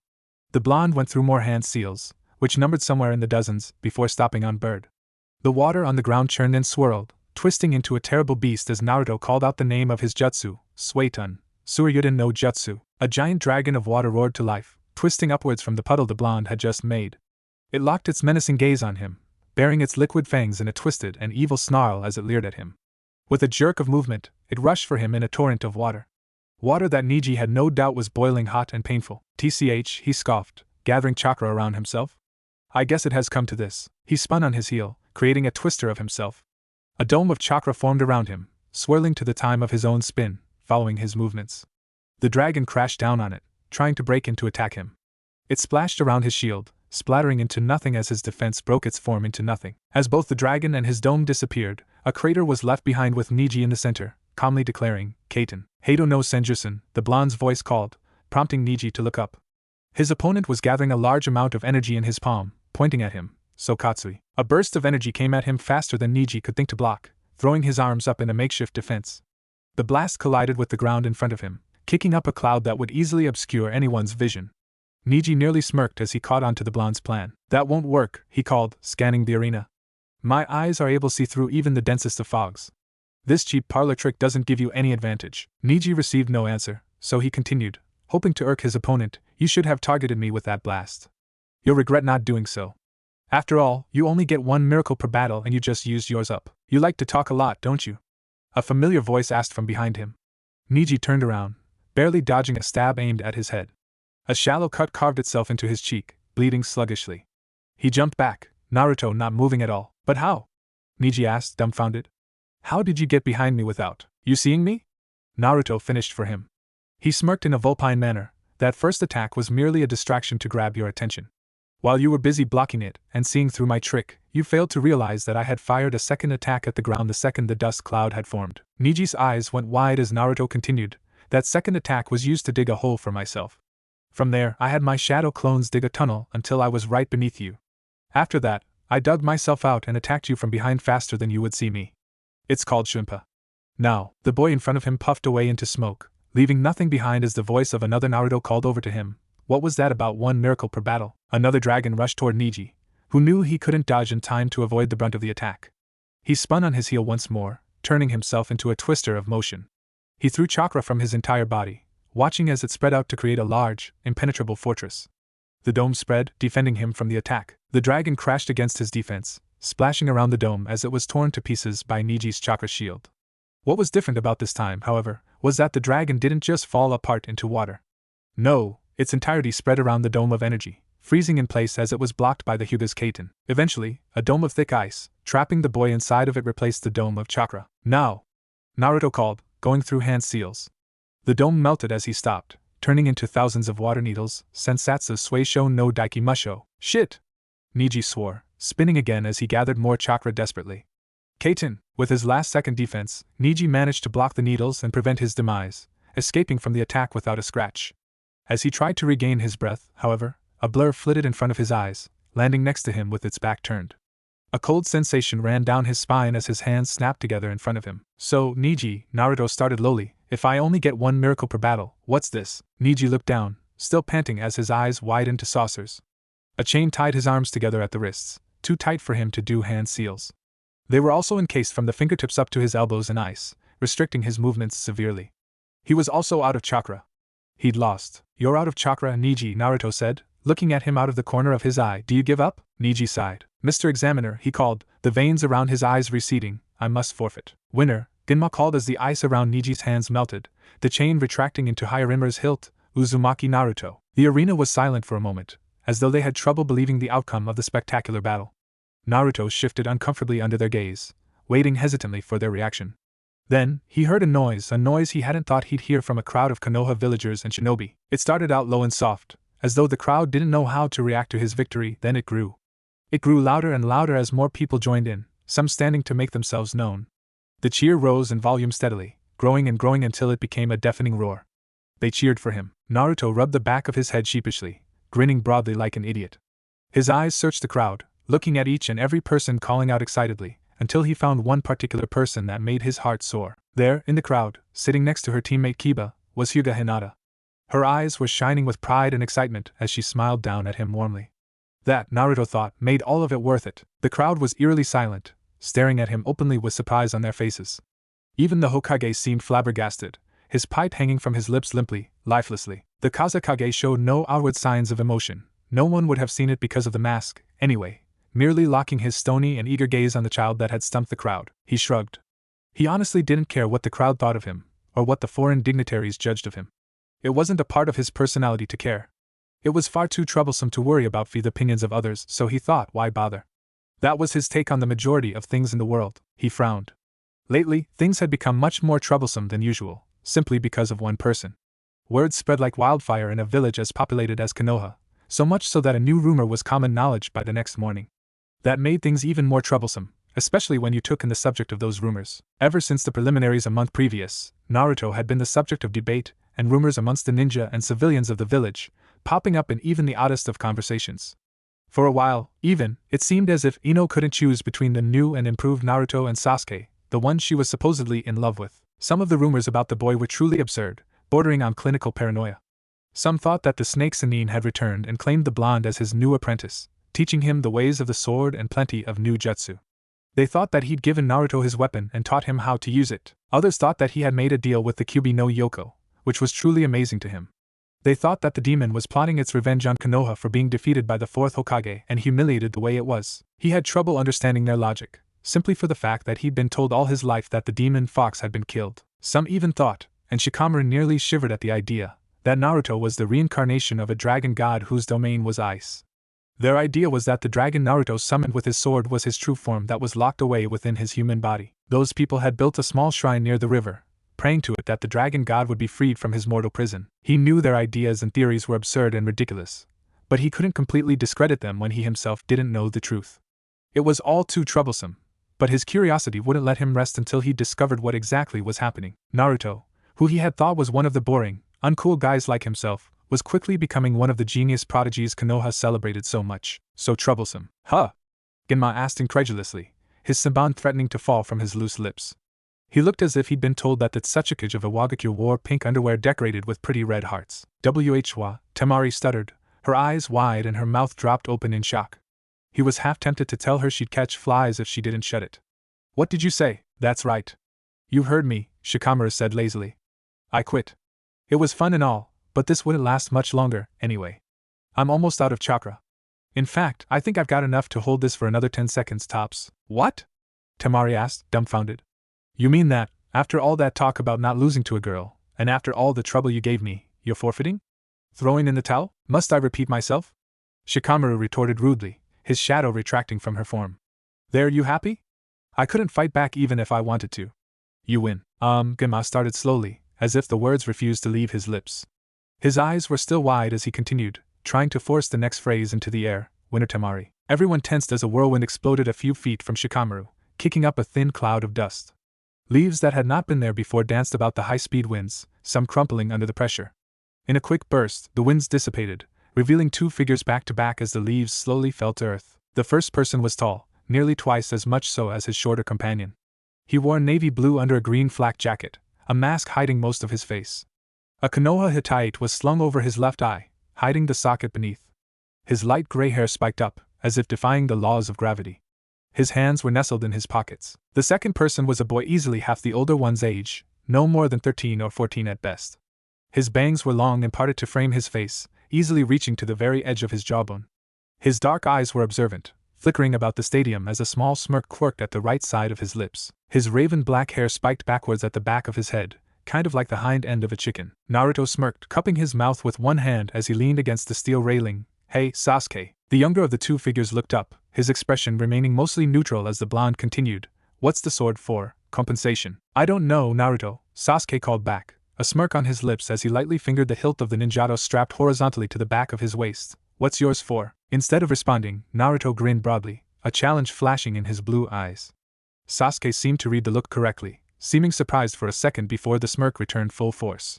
He nodded, hoping his blonde rival had understood that he would gladly match blades whenever the Chunin exams were over. Feeling a pair of eyes on the back of his head, Sasuke turned slightly to look behind him. Gaara's imposing figure stood in the stands, his eyes stony and dark, as if he were staring at his next prey. Sasuke flinched for a second as Gaara's face split into an evil and maniacal grin, one that threatened to crack his head in half. He blinked in surprise and the grin was gone. He repressed a shiver. This guy was beyond creepy. He felt a bit of his confidence drain at the prospect of facing this madman. He hardened his resolve. He was an Uchiha. A single genin like Gaara wasn't going to shake him. He would fight. And he would win. I'm sorry, Kakashi addressed the examiner, scratching the back of his head sheepishly. We got kind of sidetracked. He's not disqualified, is he? No, Genma smirked. You guys were really late, but we pushed his match back to last. As a matter of fact, we should probably be starting by now. Oh, right, Kakashi said, vanishing in a puff of smoke, only to reappear in the stands. Temari and Shikamaru followed his lead, heading back upstairs as Gaara appeared from the stairwell and walked calmly towards his opponent. Don't lose to this guy, Sasuke, Naruto muttered as Genma stood between the two genin. Now finally, Genma said, a smirk tugging at his lips. Begin! As sand burst from Gaara's gourd, Sasuke jumped back, watching what his opponent would do from afar. He only knew what Kakashi had told him, nothing more. The rest of his opponent's skills were a mystery to him. The sand seemed to flinch, wriggling as if in agony. Ugh! Gaara grasped his head in pain, muttering, Don't be so angry, Ka-san. That blood I gave you earlier, it was disgusting. But I promise. This blood will be so much better. What the? Sasuke's eyes widened slightly. What the hell is he talking about? TCH, Sasuke scoffed as Gaara flinched again, cringing. Then the calm facade had returned, Gaara's empty teal eyes glaring at him from rings of black. The redhead's brow furrowed as his lips drew tight, his arms folded in his typical fashion. The sand was calm, floating around the boy smoothly. Come, the boy uttered lowly, his voice dangerous. In a blur, Sasuke dashed towards his opponent, kicking up a trail of dust as he moved. He flung 2 shuriken, watching as the sand rose up and grabbed them out of the air. It morphed into a copy of Gaara, glaring at him with the 2 shuriken grasped in its fingers. It exploded outwards and Sasuke leapt up, tossing 2 more of the throwing stars as the Gaara clone tried to use his previous ones against him.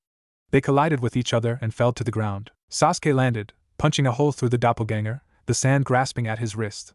He brought his other hand up in a palm strike, blasting the sand clone's head to bits. He rushed forwards again, aiming a punch at the redhead's face. The sand rose to block, but Sasuke vanished, reappearing behind Gaara. To his opponent's shock, he landed a solid punch on the Suna shinobi's left cheek, sending him flying. The sand formed a cushion for Gaara, standing him back up as it repaired the damaged section of Suna no Yoroi. Gaara's glare seemed to intensify. That speed, Guy remarked in surprise. He turned to his eternal rival, Kakashi-san. You? I did, Kakashi nodded. I focused on the fight happening below. I had him imagine how Lee would fight and copy it. Needless to say, he picked it up quite well. I see, Guy said seriously. But you do realize that pure taijutsu won't be enough for this, don't you? Even my brilliant pupil couldn't beat Gaara-san with taijutsu alone. Taijutsu isn't all I taught him, Kakashi remarked lightly, revealing no secrets. Sasuke-kun and I are very similar people. In a blur, Sasuke was upon him again, landing another punch. It hit and he continued, lifting himself and Gaara into the air as he went. A second punch, an elbow to the gut, a knee to the solar plexus, and a palm strike to the left chest. He grabbed the boy's white sash and tan strap, swinging his head forward and into Gaara's. Using his opponent's shock, he twisted around, throwing him into the ground. Sasuke landed lightly, panting heavily. Gaara stood slowly, but Sasuke allowed him no reprieve, punching him squarely in the jaw with enough force to leave a crater in the wall. Gaara flew backwards several feet, landing on a soft cushion of sand. He stood slowly as his Suna no Yoroi slowly began to flake off, revealing the pale flesh of his face. The sand swirled, forming an orb around him as he moved his hands into a single seal. There were several surprised gasps in the crowd, mainly from the team of sand ninja that Gaara called comrades. That alone drew Naruto's attention as an ominous feeling settled into his stomach. Jin, Saru, Hibi, Saru, Gaara chanted within the orb, hands locked in a hand seal. Sand trickled upward and formed an eyeball that stared out at Sasuke. Jin, Saru, Tori, Tatsu, Sasuke scowled, glaring at the orb in front of him. Wary of this new technique, he tossed a shuriken towards his foe, watching as a spike of sand shot out from the sphere and destroyed the small throwing weapon easily. His scowl deepening, Sasuke dashed towards the orb at amazing speeds. Nezumi, Saru, Jin. Blood trickled down Sasuke's cheek, fist, and left leg, spikes of sand protruding from the orb just barely having missed impaling him. He had come far too close to losing a body part there, and he would have if it hadn't been for his Sharingan. He jumped backwards, doing several flips before he landed on the arena wall, sitting on it like a stool. I have 2 options, Sasuke told himself, and Kakashi warned me to only use that as a last resort. Chidori it is, then. Nezumi, Usagi, Tora, Tori, Jin. Nodding to himself, Sasuke flashed through 3 quick hand seals, bracing his left arm with his right hand. Chakra gathered, quickly turning into a blue lightning that fizzled loudly. The sound of 1,000 birds chirping filled the area as Sasuke crouched on the wall, prepared to make a fast dash. Guy turned to Kakashi in shock. Kakashi-san, you didn't? I told you, Guy-san, Kakashi said in a firm monotone, Sasuke-kun and I are very similar people. Then, to the eyes of the roaring crowd, Sasuke became a blur as he ran full speed down the wall, a trail of destruction left in his wake. As he hit the ground, he continued forward, kicking up a cloud of dust and debris. The crowd roared even louder as Sasuke closed in on his opponent, his Sharingan allowing him to dodge the spikes that shot towards him. With only a fraction of resistance, Sasuke's hand cut through the barrier of sand surrounding Gaara, passing quickly through the sphere and striking the red-haired boy within.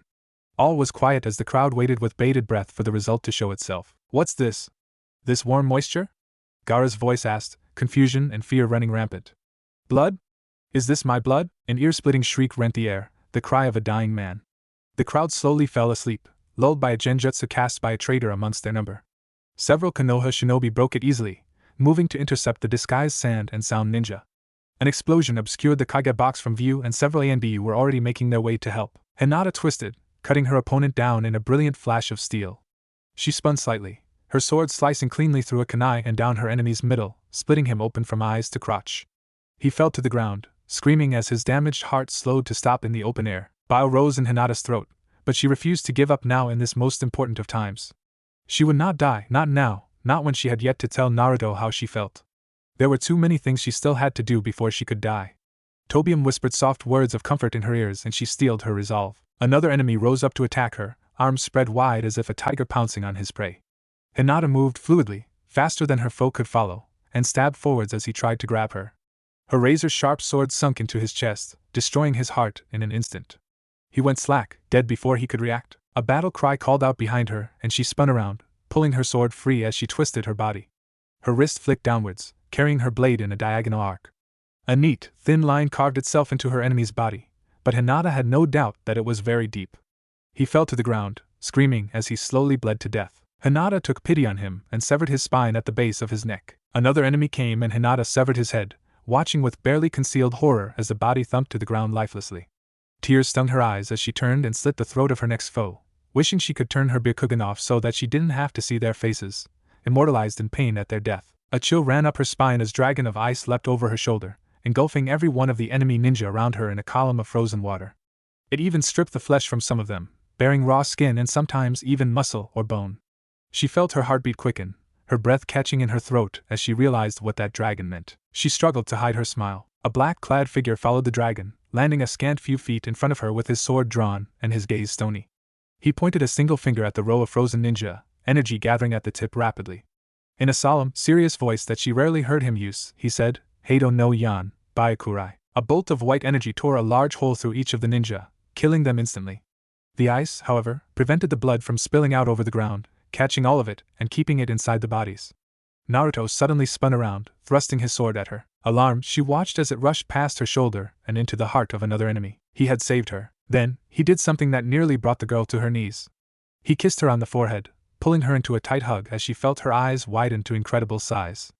A feeling of warmth pooled in her belly, uncoiling from the depths of her middle to envelop the entirety of her body. Belatedly, she realized he was whispering something in her ear. "Be careful, Hinata-chan," he said to her, his breath tickling her ear. "Make sure to stay safe, all right?" "But Naruto-kun," she protested quietly. "Where are you going?" "I'm going to follow Sasuke," Naruto said firmly, his eyes hard like diamonds.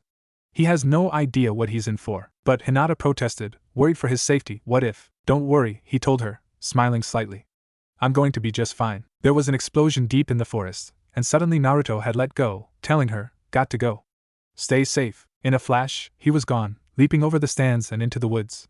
Within seconds, he was out of her line of sight, maybe even for the last time. Belatedly, she whispered, "Good luck, Naruto-kun." As another enemy leapt towards her, Hinata swung her sword, releasing a bulging ball of energy in a cry similar to a firework streaking through the sky. In an explosion of pink, her enemy, as well as several of the seats surrounding her, was no more. Sasuke leaned up against the tree, clutching the junction of his neck and shoulder as the pain racked his body. Little flame-like black markings crept over his skin, consuming almost the entire right side of his body. His chakra was at an all-time low, and he was too tired to even think of drawing his sword. He had lost to the demonic Gaara. He grunted as another wave of pain washed over his aching body, tensing as his worn and sore muscles twitched in time with his agony. His eyes shut, clenching tightly as he bit his lip, drawing blood. A pain-filled screech threatened to tear itself from his lips, but he wouldn't let it, and it came out as a sort of stressed gurgle. He panted, glaring over at the sand shinobi who was taking so much glee in his pain. That maniacal grin that Sasuke had seen for but a split second just before their match was back in full force, stretching over Gaara's face and threatening to crack the boy's head in half. An insane chuckle escaped those lips, bloodshot teal eyes glaring at him with enough bloodlust to kill small animals. Sasuke wasn't sure how it had come to this, how it had come to him being the one losing. During their match at the stadium, he had been in control because his Chidori was powerful enough to punch through Gaara's defensive sand. That had led to Gaara running away and Sasuke following him into the forest. After he had caught up with the wounded Gaara and his teammates, Kankuro had decided to stay behind and fight him. He had been prepared to take the puppet user down fast and hard so he could follow the redhead, but Abirame Shino had shown up and claimed that he had never gotten to have his fight in the finals. That had allowed Sasuke to bypass the puppeteer and follow the blonde girl carrying Gaara. He thought that he would have had to fight the girl before Gaara, too, but the sand user had simply pushed the blonde out of the way and went insane. Sasuke had grinned eagerly, ready to settle the fight they hadn't gotten to complete during the exams. He had expected to clinch a victory rather easily, since Gaara was susceptible to his Chidori. The fight had gotten so much weirder after that, though, and Sasuke wasn't entirely sure just what had happened. Gaara had done something really strange with his sand, something Sasuke hadn't thought he had enough control to do. Gaara had turned his sand into an arm, a tail, and half of a raccoon's face, one gleaming golden eye glaring out at him. Sasuke had thought it was strange, but hadn't paid it much mind, to be honest. No matter what distortions the sand genin made to his body, Sasuke figured that it still wouldn't make much of a difference in the long run. His Chidori still held a certain measure of strength over Gaara's sand and no amount of bodily enhancements with the stuff would change that, or so he had thought. Sasuke tensed again as another wave of pain swept over him, biting his cheek to keep from screaming out. The pain reached its apex and Sasuke let out a low groan as he tried to keep himself from crying out. The pain suddenly spiked, to the boy's shock, and he couldn't help the scream that left his lips aag. As it turned out, Gaara was pretty much immune to pain in this new form of his, and that made it a whole lot harder to fight him. Sasuke had severed the sand arm with his Chidori, thinking that would be the end of it. Gaara, however, had merely grinned insanely as his gourd expanded and morphed again, reforming the arm of sand effortlessly. Up until that point, Sasuke had been relying on his own strength and power. He became desperate, however, when it was obvious that he wasn't strong enough on his own. He had called on the power of the curse mark, Orochimaru's heaven seal, in an effort to take down his powerful enemy. In the end, his efforts had proven useless and pointless, and had done nothing but waste his chakra in a futile effort at victory. He wasn't sure what exactly was going to happen to him, but he figured that Gaara was going to do what he seemed best at.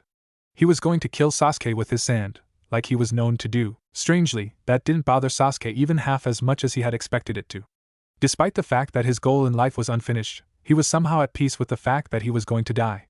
He may not have revived his clan or even killed Itachi, but he was going to get to see his mother again. Sasuke leaned up against the tree trunk, letting out a peaceful sigh as the thought entered his mind. The cursed seal receded as it lacked energy to draw on, the black markings fading from his skin at the peaceful thought. Despite the fact that he was going to die, he was going to see his mother again after 5 long years. He would get to see her smiling face again. He sighed again, closing his eyes as he braced himself for Gaara's murderous touch, gently murmuring, "Mother." Gaara suddenly backed up from Sasuke's relaxed body, stumbling as he grasped at his head, as if in some sort of agonizing pain. He let out a groan that was more like the whine of an injured child, his eyes wide in pain and fear. He bit his bottom lip, tears welling up at the bottom of his eyes as that one word drew up memories he had long since repressed. "Your mother loved you very much," a voice told him in his mind, the image of a blonde-haired man appearing in his mind's eye. The man was smiling at him lovingly as he bandaged the small cut on his hand. "And I loved your mother, my sister, very much, Gaara. And that means that I love you, as well, Yashimaru," Gaara said in a small voice, the tears threatening to spill. "There's only one thing that can heal a wounded heart, Gaara," the voice continued, the astral Yashimaru resting a hand on Gaara's chest. The smile was gentle and caring, the man's calm blue eyes staring into Gaara's hurt teal ones, gazing upon the redhead with affection. "The only thing that can heal a wounded heart, Gaara, is love." Gaara let out an ear-shattering shriek as he reared his arm of sand back, glaring at the boy sitting in front of him. He brought his gigantic fist down, crying out, "Da Uchiha, ruler!" A voice called. "The mask of flesh and bone. All creation, flutter of wings. He who bears the name of man. Truth and temperance, upon the wall of sinless dreams unleash but slightly the wrath of your claws. Heido no Senjusen, so Katsui." Gaara's arm suddenly became a makeshift shield as he brought it up to block the ball of blue fire rushing towards him, intent on frying him to death. It exploded against the sand, scattering a large chunk of the arm and revealing Gaara's real arm. In an instant, the arm reformed again, but Sasuke was nowhere to be seen. Gaara looked up, glaring at the blue-eyed blonde that had stolen his prey away from him as those sapphire orbs pierced his soul. The 8-petal lotus design on the circular clasp for his green sash gleamed in the light streaming down from the canopy, the gold seeming to burn a fiery red as it reflected the bright ultraviolet. Gaara's eyes narrowed, his teeth bared in a snarl. This boy dared to steal his prey away from him? He dared to get in the way of their match, just as Gaara was about to prove his existence? He dared to stand up to Gaara as if he were something special? A growl bubbled up in Gaara's chest, rising to the surface ruthlessly. I can see that you're not going to back down, Naruto sighed, reaching up for the hilt of his sword. If you're going to go any further, I'm afraid I have to intercept you. Naruto leapt into the air, unsheathing his sword in an instant as he swung downward. Soten and Ai's ace, Hyarinmaru, a blue dragon made of nearly frozen water, was unleashed, its gaping maw wide as it rushed toward its target. Its red eyes stared at the sand ninja, fangs of liquid bared in a dark snarl. Gaara thrust his arm of sand forward, pushing it against the nose of the beast aimed to encase him in ice. The dragon engulfed the entire arm, splashing around the limb as it continued into the tree branch beneath the redhead. When the dragon had subsided, it left behind several spikes of ice on the branch and bark, each of which was thick and dense, as they refracted the light streaming through the canopy. Gaara looked down at his arm in shock to see that all of the compacted sand had disappeared and his sleeve had been torn off roughly, leaving bare, healthy skin covered in a thin layer of frost. Sand rushed as Gaara growled, thrusting his palm toward Naruto again as a paw grew from his gourd. The paw crashed through thin air as the blonde disappeared in a soft whoosh, reappearing behind Gaara with his sword poised to stab. The boy's blue eyes were dangerously serious, like icy chips in the frozen sea. Senga, Naruto said coldly, pushing his sword forward. It sank into the sand a few inches, the tip moving to impale the redhead's right shoulder. Naruto's eyes widened, however, as the sand swirled and grabbed his steel tightly, preventing further penetration. Gaara looked back at him, teal eyes triumphant. Naruto could see now why Sasuke had lost to the insane shinobi. Gaara's control over his sand was beyond impressive. In fact, it was far greater than the control that Haku had had over water and ice, and Haku's control had been very impressive. Against Gaara, Sasuke, who was better at close-range attacks than anything, would lose quite quickly. Naruto, however, had far more tricks up his sleeve than Sasuke. Sasuke had only focused on learning one technique over the course of the month, while Naruto had learned many, even some that none had ever seen before. Those techniques were what would give Naruto his great advantage over Gaara. Sprinkled on the bones of the beast, Naruto's free hand came up, pointing to the trap sword. Sharp tower, red crystal, steel ring. Move and become the wind, stop and become the calm. The sound of warring spears fills the empty castle. Heido no Rokujusen, Raikoho. A blast of yellow energy was fired, point blank, into the sand covering Gaara's shoulder, blowing it away. Naruto pulled his sword free as Gaara let out a loud scream, his voice shrill and pained as the agony of Naruto's spell set in. Vaguely, Naruto could see raw red skin beneath a hole in the sand ninja's shirt. He moved to make another attack, but stopped as Gaara's shriek of pain tapered off into a maniacal laugh that lilted through the trees, ringing in the tall forest canopy. Naruto watched warily as Gaara turned around, the sand around his arm and face mutating until both arms had become monstrous sand limbs. The Uchiha was nothing, Gaara said insanely, an insane grin threatening to split his face. In you, I have found a true measure. You are my prey. There was a sudden gush of sand that burst outward, crushing trees as it took on a solid, corporeal form. Gaara disappeared in the large mass, his form hidden by the dirt, dust, and rock particles that made up his attack style. Naruto jumped backwards as the massive ball threatened to engulf him too, watching as it took on a definite shape. Purple markings covered the entire body of the creature, strange and almost like some sort of cultic tattoos. The tail was thick and had multiple protrusions, as if it were some kind of mace used to club enemies to death. The teeth were jagged and replaced any form of lips that may have once existed. The eyes were a dull gold surrounded by a sea of black. Naruto scowled as the beast turned its eyes to him, a wicked gleam in the depths of the diamond-shaped pupils. The tail wagged slightly, bowling over several tall trees and kicking up a cloud of dust and dirt. Icy blue met gold as the opponents sized each other up, taking in each other's forms. Fangs of sand curled into a wicked grin. Naruto stabbed his sword into the tree trunk, flashing through hand seals as the beast focused all of its attention on him. The air around him swirled and the ice chunks that had frozen next to Gaara's body melted, twisting and morphing in midair as Naruto manipulated them to his will. He stopped on the final hand seal, bird, and watched as the water he had gathered took on a specified form. He shouted, Suetun, Suryudan no Jutsu. The dragon leapt at the demonic creature, smashing into its right foreleg. It pushed with all the might it had against its target, attempting to pull the demon's leg out from under itself. The beast merely scowled, doing nothing but watching as the water dragon fizzled out, revealing an uninjured leg. I see, Naruto sighed. So that's how strong this guy is, huh? The air remained silent, giving no answer to his question. I guess I'd better step it up too, huh? He grasped his sword tightly, gathering energy for his own transformation of sorts. I imagine I'd be using the stupid fox's chakra if I didn't have you, Hyarinmaru. His eyes sharpened into glints of steel. Time to use that technique you taught me. Orochimaru chuckled, tearing the fake face off in a display of rubbery flesh as the Sandaime Hokage looked on in barely suppressed disgust and horror.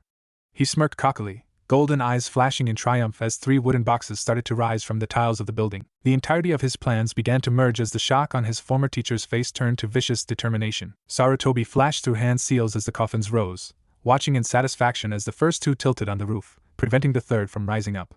He breathed a sigh of relief, knowing that the final coffin would have released a foe even he would lose to almost instantly. It was bad enough that he would be facing his former teachers, but to face the 4th Hokage, he would be doomed. It wouldn't have stopped with him, though. If the 4th, Namikaze Minato, the famous Konoha no Kiroi Senku, the yellow flash of Konoha, had been successfully summoned, then Orochimaru would not have stopped at merely killing his sensei. No, Orochimaru would have continued on to the village, and nothing would have stopped him. If the Snake Sannin had managed to bring back Minato, Kakashi, the man's student and a powerful asset to the Leaf, would have been unable to react in time to do anything. He would have been too overcome by shock and grief to fight back and would have been annihilated before he could do anything. Most of the village's shinobi would have similar reactions. If Orochimaru had succeeded in reviving the 4th, then the entire village would have been doomed. Jiraiya, who had recently returned for a small duration, might be able to put up a decent fight, but it was still doubtful that the man would defeat his previous student. The old man's eyes narrowed as the 2 large boxes creaked open, the lids falling to the roof tiles with a loud thud. 2 figures stepped out from within, each wearing his own version of battle armor on the chest and arms. The first had long, smooth black hair held from his face by a Konoha Hittite. The second had spiky white hair held back by a helmet similar to the one that Yamato, a trusted ANBU, wore. He also had 3 red marks on his face, 1 horizontal on each cheek and 1 vertical on his chin. The Shodai and Nidaime Hokage. It's been a long time, the Nidaime said. A monkey? The Shodai mused. You've grown old, haven't you, Sarutobi? I would not have thought I would meet with you 2 brothers again like this, Sarutobi said grimly. It's regrettable. Please make your preparations to be defeated. How about you forget the chatter and get started? Orochimaru asked in annoyance. He pulled out 2 kunai, each tagged with a strange paper, and inserted it into their heads. Instantly, any and all injuries on the 2 Hokage dissipated into thin air with a hiss of steam, revealing flawless skin and sturdy armor that both looked brand new. Orochimaru grinned, stepping back as the Shodai and Nidaime regained all of the health they had lost when they had died. Let's get started, shall we? The third rushed forward without any warning, flashing through hand seals as he drew closer to his new enemies. He stopped on Tiger, taking in a deep breath as his chakra churned and morphed. He blew out, mentally chanting, Katan Karya Enden. A thick, powerful stream of fire raced forth toward his foes, incinerating several roof tiles in a blaze of flames. The Nidaime went through his own set of seals, calling, Suetun, Sujin Hiki. He spat out a torrent of water that swirled around the 3 ninja to form a thick barrier, protecting them from harm. The fire-style skill collided with it powerfully, sizzling out as the water began to evaporate under the intense heat. As the Karyo Enden dissipated, the Nidaime went through more hand seals. He stopped abruptly on Bird, the water swirling to take a draconic shape, Suetun, Suryuden. The third flashed through his own set of hand seals, spitting out a huge globe of mud that quickly formed a barrier between him and the water dragon intent on destroying him. He named the technique as the dragon crashed into it, breaking down into its base element, Doton, Doria Hiki. The Shodai sped through a set of his own seals, muttering, Mokuton, Jukaikuden. The Sandaime jumped atop his tall barrier wall, going through yet another sequence of seals as thick roots wound their way towards him. They grabbed onto him just as he finished, wrapping him in a thick bondage as a plume of smoke arose in front of him. An ape appeared, clothed in shinobi garb and a tiger-skin pelt, a Konoha Hittite wrapped around his forehead and pushing back his thick white hair. He turned serious eyes from Orochimaru as he looked back at the one who had summoned him. You're pathetic, you know that, Sarutobi? This is all because you didn't kill him when you had the chance. That's what we're going to do now, Sarutobi told him. Enma, use the Kongonio. Right, the ape spun, another plume of smoke arising to cover him. Transform. The Monkey King's form shifted, turning into a large staff as it cut through the tree roots binding the third Hokage. The Sandaime grasped the huge, thick pole as he fell free, glaring down at his traitorous student, Orochimaru. The Snake Sannin merely smirked up at his old teacher, confident of his victory. The Snake Man's mouth opened, revealing one of the slimy serpents, which, in turn, opened its own mouth to reveal the hilt of a sword. Orochimaru grasped the hilt, pulling it loose to reveal the legendary Kusanagi no Tsurugi, Ku no Tachi. His smirk widened as he brandished the sword in front of himself. Sarutobi jumped off his stone wall, crying, Let's go, Enma! He landed, rushing forward and taking a swipe at his foes. The Shodai and Nidaime jumped over and ducked under his weapon respectively, watching as the third thrust Enma forward. The pole extended, crashing into Orochimaru's sword as the Snake Man blocked it. The 2 Hokage under his command reacted, kicking the Sandaime backwards where he fell onto his butt. Please don't disappoint me too much, Orochimaru smirked. A sizzling sound interrupted anything else he might have said as two explosive notes, one on each of the Hokage, exploded in a burst of smoke, destroying the former Fire Shadow's legs. Orochimaru laughed as the legs reformed. Your breath seemed to be coming rather fast, you know. The Sandaime sighed, setting Enma down as he made his seal. The exchanges of jutsu end here. Naruto tightened his grip on his sword, the blue cloth rubbing comfortably against his palm. The energy in his body gathered as he prepared himself for his next maneuver, staring down the hulking form of the massive Gaara, or whatever he had become. The power surged as he pointed his sword forward, his body glowing white. The large beast stared him down with a familiar look on its face and in its eyes, one that Naruto had seen on Gaara mere minutes before. The look was decidedly creepier on a huge, demonic beast than it was on a person, as wicked fangs of sand curved in a maniacal grin. The beast's huge stomach twitched as a soft chuckle hissed past its teeth. A single word left Naruto's mouth, one that no one else in the world would understand. His lips curled to fit the syllables as they came out in a dense, solid uttering Bankai. A bright flash lit up the area, nearly blinding the large beast that was Gaara as the blonde boy's energy output flared and spiked nearly beyond belief. Within the beast of sand, the red-headed shinobi felt something that had not existed in his heart since the days when Yashimara had been alive. Not even the Uchiha's attack in the stadium had brought it out. Fear. A trickling doubt wormed its way into his mind as the bright light began to fade and a shivering breath left his mouth. The golden eyes of the foe's Shikaka locked onto the area his prey had been seconds before, widening as its gaze found something truly remarkable in the world of shinobi. Several trees were frozen over, covered in a dense ice as a fine mist hovered over them. There, within the trees and not having moved from his spot, stood the powerful blonde boy whose aura saturated the air in a thick fog. Beyond anything the sand shinobi had seen before, Naruto had changed nearly as drastically as he had. Wings of ice spread outward, maneuvering with amazing ease considering their composition. They were attached to the Konoha Genin's back, covering his shoulders with a protective layer. Beneath the wings was a large tail of ice that flicked back and forth, as if it belonged on the boy. A thick layer of jagged ice covered the blonde's right arm, encasing his fist and the hilt of his sword in a dragon's head. His feet were covered in ice as well, forming what appeared to be a dragon's paws. His left arm, from elbow to wrist, was also covered in ice, a claw-like paw attached to the wrist. The hilt guard on the sword appeared to be the only thing that had changed about the katana, morphing into an 8-point star. 4 ice flowers, each with 4 petals, hovered around the blonde's form. Naruto's eyes were frigid blue, dagger and Hyarinmaru. Great crimson lotus ice ring. Before Gaara could react, Naruto had leapt off of his branch and started flying towards him, sword brandished threateningly as he let out his war cry, HAA. His sword sank into the sand, penetrating the raccoon demon's shoulder as he cried, Die! Ryusenka! Instantly, a trail of ice leapt forward, cutting across the beast's back and into its hind leg, freezing and encasing a large amount of sand. Naruto pulled his sword loose, crashing the blade against the ice, shouting, Kadakuro! The ice shattered into hundreds of large chunks, falling to the ground and taking with it a good portion of the Ichibi's fine-grained body.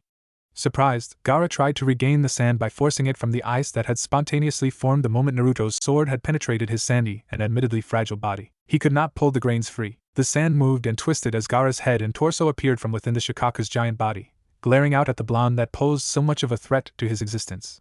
He gathered chakra, forming a single-hand seal as he named his indirectly fatal technique, Tanuki Nairi no Jutsu. Instantly, Gaara collapsed, asleep where he was as he allowed his demon free run of his body, and the sand he commanded.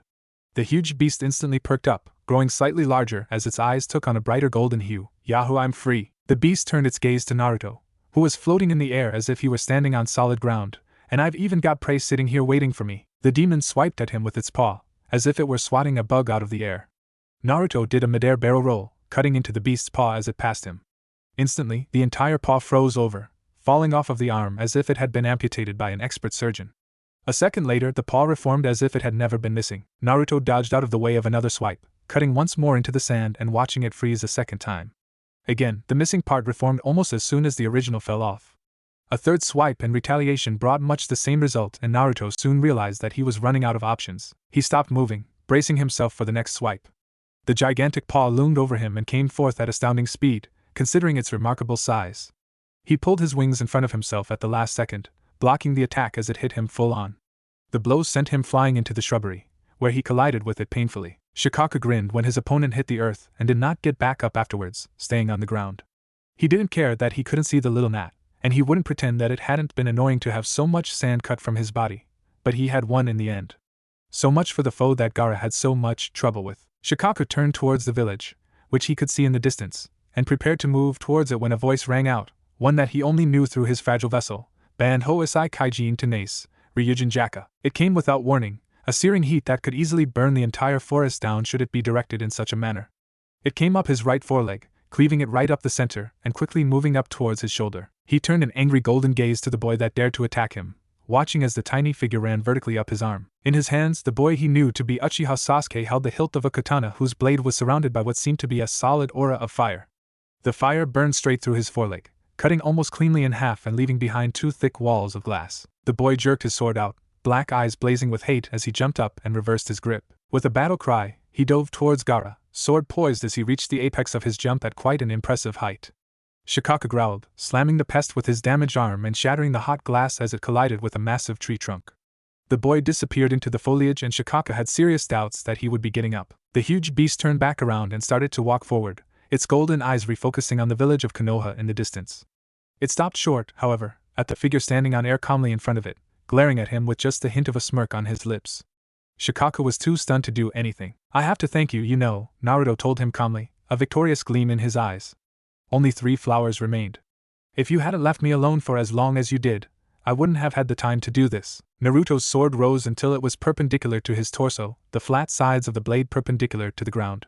Quickly, and before Shikaka could do anything to stop them, several pillars rose from the ground until they formed a makeshift cage around the beast's body. If it tried to escape, it would have to jump over the pillars, and for a creature of its large size, that would be nearly impossible. Naruto turned his sword so that the flats of the blade were parallel with the ground, Senin Hyro. Shikaka reared back as the pillars rushed in and trapped him, locking him in a thick, square prison that left only his head free.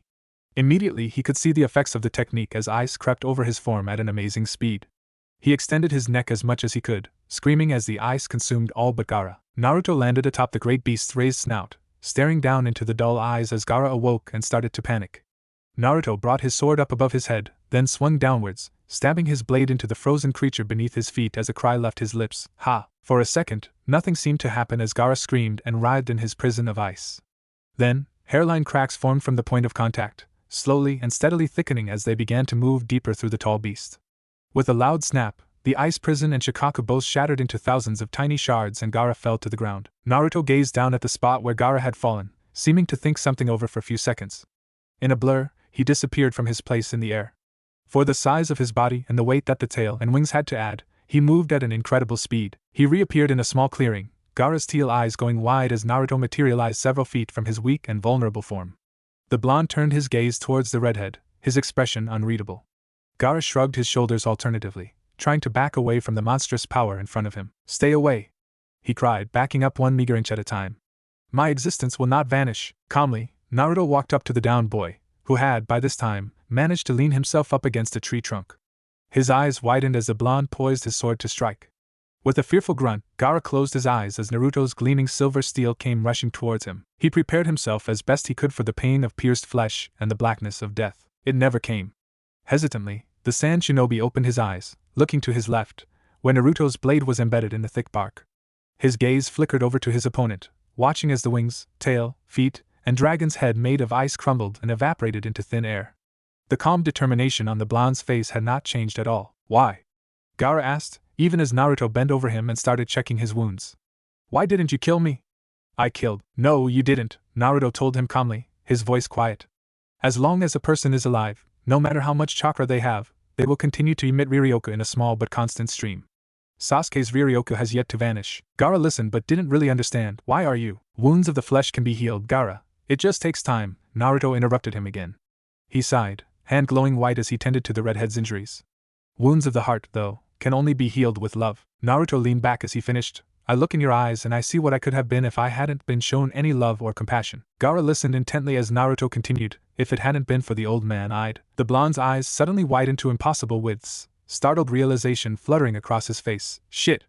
The old man." There was a sharp flare of chakra and then a second Naruto puffed into existence, kneeling dutifully before the original. Naruto turned a calm cold gaze to his doppelganger. "Take Gaara somewhere safe and wait out the invasion.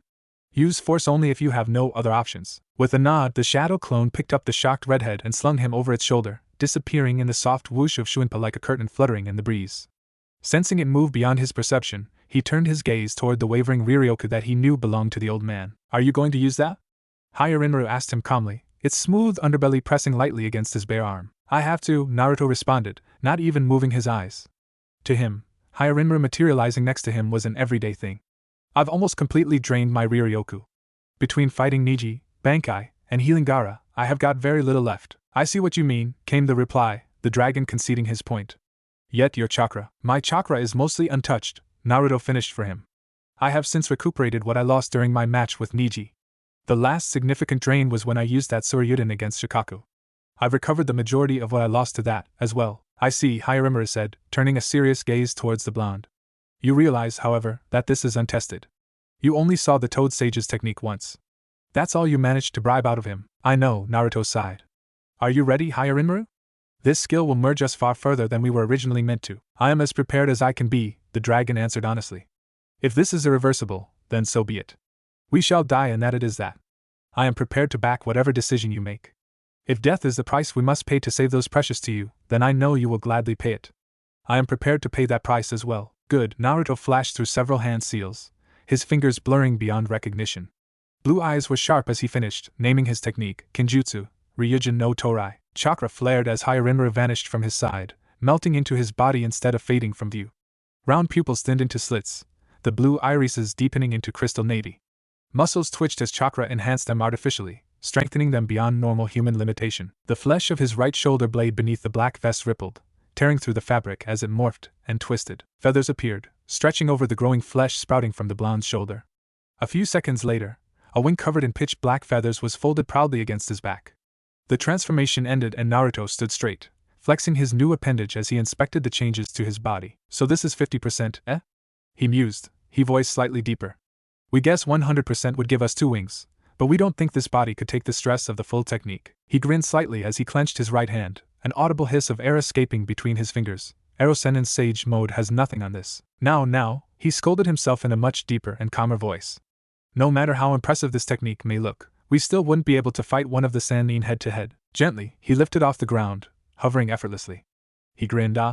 So, when we're using the power of a dragon, whether Bankai or this form, we can fly under our own power without the need for wings or such the like. His expression became serious as he turned his gaze toward the Chunin exam stadium, his altitude steadily increasing. Hang on, old man. We're coming. In an explosion of movement he soared off towards the Sandame's flickering and fading Riryoku. He would not let the old man die. No matter what it took. Sandame coughed up blood, grimacing as he glared at Orochimaru. There was no need for me to dodge the blade. This jutsu is a forbidden skill that costs the caster his life. It is a powerful sealing jutsu that stopped even the biggest threat Konoha had ever faced. What? Orochimaru hissed. You don't mean, the Kyuubi no Yoko? Ack. Damn you, old man. The Sandame suddenly blinked, looking at something behind his wayward student with surprise. Orochimaru twisted his head around, shock flitting across his face as he looked through the translucent purple barrier to see the face of the one he least expected floating several feet off the ground. An angry Uzumaki Naruto stood with his sword drawn, reciting an incantation, sprinkled on the bones of the beast. He cried, pointing both palms toward the barrier. All creation, flutter of wings. Move and become the wind, stop and become the calm. Truth and temperance. Upon this wall of sinless dream unleash but slightly the wrath of your claws. Heido no Senjusen and Rokujusen, so Katsui Raikoho. As Naruto broke through the barrier, Sandame saw his chance with Orochimaru's distraction and tugged harder on the snake Sennin's soul, watching as it would be pulled no further than the perverse man's precious arms. His dark grimace deepened as Naruto's seething form hovered into the barrier, which closed up behind him. If you hurt the old man, the blonde spoke in a voice slightly deeper than normal. Sarutobi wondered for a brief moment if perhaps the Kyuubi had taken over, but dismissed the thought when he could feel no foul energy. We'll kill you ourselves. That stole the Sandame's attention for a moment. Naruto was speaking as though he were 2 people merged into one. The old man's eyes flickered to the black feathered wing protruding from his favorite genin shoulder, and he wondered just what had happened to the boy. There was a power exuding from the boy that was easily Jonin level, though it most certainly couldn't match the power he and Orochimaru were capable of. A thought entered his head unbidden as he recalled who had been teaching the blonde for the better part of a month. Had Jiraiya taught the boy a technique to match his sage mode? The third mentally shook himself free of such thoughts, knowing that Jiraiya would never be so irresponsible as to teach such a dangerous skill to a mere genin. Sarutobi shook himself from all thoughts pertaining to the blonde, knowing that they wouldn't matter in a moment or two. He would have to trust that the next Hokage would help the boy with any problems he had. Now, the old man turned his attention to the astral arms in front of him, tugging on the evil man's soul once more. It didn't budge. I guess this is my limit. Were it not for this sword, I would be able to take all his soul. Damn, it doesn't matter! He cried aloud, tugging as hard as he could one last time. He managed to pull the right shoulder out too, guaranteeing that he was taking 2 arms and a lung. The seal is set. The end is now. Shiki Fuin! Fuin! With a hiss that only the caster and the target could hear, a gleaming silver blade came down and severed the left arm, right shoulder, and right arm from Orochimaru's soul, sealing them inside the Sandame's body. With a dark sizzle, the seal pattern drew itself on the elder man's torso as he fell backwards and Orochimaru's arms began to blacken. As Sarutobi hit the roof with a soft thud, Orochimaru's arms fell to his sides limply. Naruto rushed to the third side as the snake Sannin stared at his useless arms with something akin to horror and disbelief. Even before he kneeled down, though, Naruto knew instinctually that the old man was dead and gone. One of his precious people had died. "You senile old fool!" Orochimaru yelled, glaring at his former teacher and ignoring Naruto. "Look what you've done! Come back to life so I can kill you again!" Orochimaru, the snake Sannin, stopped his rant as Naruto stood up, his voice cold. The blonde turned, frigid blue eyes freezing the evil man in place. "We warned you that if you hurt the old man," a vicious aura lit up, surrounding the boy in a white haze, "we'd kill you ourselves." Sakan stared at the blonde for a moment, then rushed forward to help his master as the barrier collapsed. The other members of the Sound Four did likewise as the ANBU came down on them, swords set to kill. Kidamura knocked them back as his comrades moved on, then followed them swiftly. The ANBU cursed as they pulled at the webbing that tied them down. No more than a minute later, the wide lavender eyes of a Hyuga widened as their female owner rushed to the aid of her most precious person. Thankfully, all he suffered from was exhaustion and some minor bruising. Sabaku no Gara would later stumble into the Konoha hospital, searching for a certain blonde that had extended a hand of friendship. He would remain by the boy's side for the entirety of his remaining stay. It was a most dark day in Konoha as the Sandame's body was carried away. A most dark day indeed. The room was dark, luminous numbers glowing from their place in its occupant's alarm clock. The windows were closed, covered by curtains to block out the daylight that would normally stream in. The entire room was silent, save for the quiet breathing of its owner and tenant. Clothes were strewn all over the floor haphazardly, laying on the surface over top of the hardwood. The door to his closet was ajar, showing the world all of the outfits he had stashed inside of it. They were all identical: a black sleeveless turtleneck vest, a pair of loose black pants, a black belt with a silver buckle, and 2 black sandals. The bed sheets were a simplistic white, pristine and clean amongst the messy room and dark clothing he normally wore. The pillows were large and fluffy, though he had bought them at 3 times the normal price. He had saved up 2 months' worth of his biweekly stipend from the Hokage just to buy those pillows. The bright blue letters of his alarm clock read 9:52 a.m., glaring at him through the blackness of his room. Sunlight, bleak and weak behind the dark clouds in the sky, tried in vain to break into the inky gloom, blocked by the heavy curtains over the windows. Dim Sapphire stared dully at the floor. These feelings, he thought to himself, his expression blank, what are they? An image flashed into his brain of a dark-haired girl with pale eyes, her face lighting up in a fiery blush that no amount of her willpower could quell. His heart skipped a beat, as though it thought about quitting its job as a cold sweat broke out on his forehead. Those pale lavender eyes lit up in happiness, a small smile breaking over the girl's face. 3 days had passed since the Sandame had died, leaving behind a village without a Hokage to protect it. 2 days afterwards, he had woken up in the hospital with a concerned Hyuga hovering over his bed and a bouquet of flowers on the nightstand next to it. He had been discharged a few hours later. Truthfully, nothing had actually been physically wrong with him. Besides a few bruises, he hadn't had any wounds, and even if he had, they would have healed quickly. He hadn't broken any bones, so there was nothing to set. He hadn't even had so much as a measly little paper cut. There hadn't been anything wrong with him, except exhaustion. Hinata had told him that he had been admitted to the hospital with a severe case of chakra exhaustion. The doctors had said, according to her, that he was so low on chakra, he was likely to slip into a coma. Thankfully, though the doctors had known this, the Kyuubi wouldn't have let something like that happen. What threw him for a loop was that the doctors actually treated him like a normal patient. Ever since he had gotten home, however, he had been thinking about one thing and one thing only: Hinata. Or rather, how he felt about her. It was confusing, just as much as it was soothing. He hadn't felt anything like it before, not even with Sakura. Chasing after Sakura had been a plea for attention more than anything else, though there had been some measure of attraction to it as well. With Hinata, however, things were so much different. He was suddenly noticing things about her that he hadn't before. Her blush was suddenly a blush and not a fever, and it was suddenly cute as well. Her eyes were no longer creepy, but oddly pretty and majestic, like some sort of rare jewel. His perception of her personality had changed as well. Before, no more than a month ago, he had thought of her as that dark, weird girl. Now, she was shy and timid and peaceful, but strong and graceful at the same time. There was a certain beauty to her as well, like he was staring as an angel every time he looked at her. "I've never felt this way before," he muttered to himself, eyes narrowed as he stared at the floor like it was the most interesting thing in the world. He tried to imagine something happening to her, something horrible. He tried to imagine Hinata on the edge of death, gasping as the life left her eyes. An unthinkable despair took hold of his heart, clenching it tightly as a thick block of ice plopped into his stomach like a glacier swaying in the sea. He imagined a tall man with dark hair and pale skin, yellow eyes with slit pupils laughing at him as the man bared his teeth in a triumphant smirk. He imagined that this man, Orochimaru, was standing over the dead Hinata he had imagined earlier and felt an insurmountable rage take hold of himself. He squashed the feeling mercilessly, like a bug beneath his shoe, reminding himself that it was all a part of his imagination. Still, the dark and vengeful emotion lingered, and would linger until he avenged Sarutobi's demise. He pushed the thought away as guilt and pain threatened to consume him, moving towards his original train of thought. Why? He asked silently, his mouth forming the words as no sound escaped. Why do I feel this way? There comes a time in every man's life where he must admit that the truth is. Hyarinru spoke to him quietly. He's fallen in love. Fallen in love, Naruto echoed, equally as quiet. I don't know about that. The dragon did not reply, vanishing into thin air as a knock echoed throughout the small room. A second later, the door opened to reveal the somber form of Hatake Kakashi, his little orange book conspicuously absent from his hands.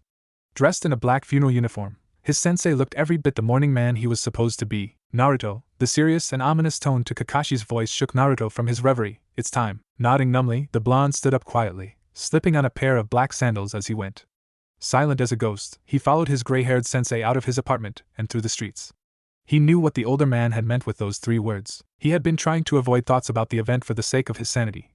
But eventually, the real world came back to bite you. It was time for Sarutobi's funeral. It's raining, Naruto noted quietly, watching as, one by one, the large procession stepped up to the casket and laid a white lily or chrysanthemum atop it.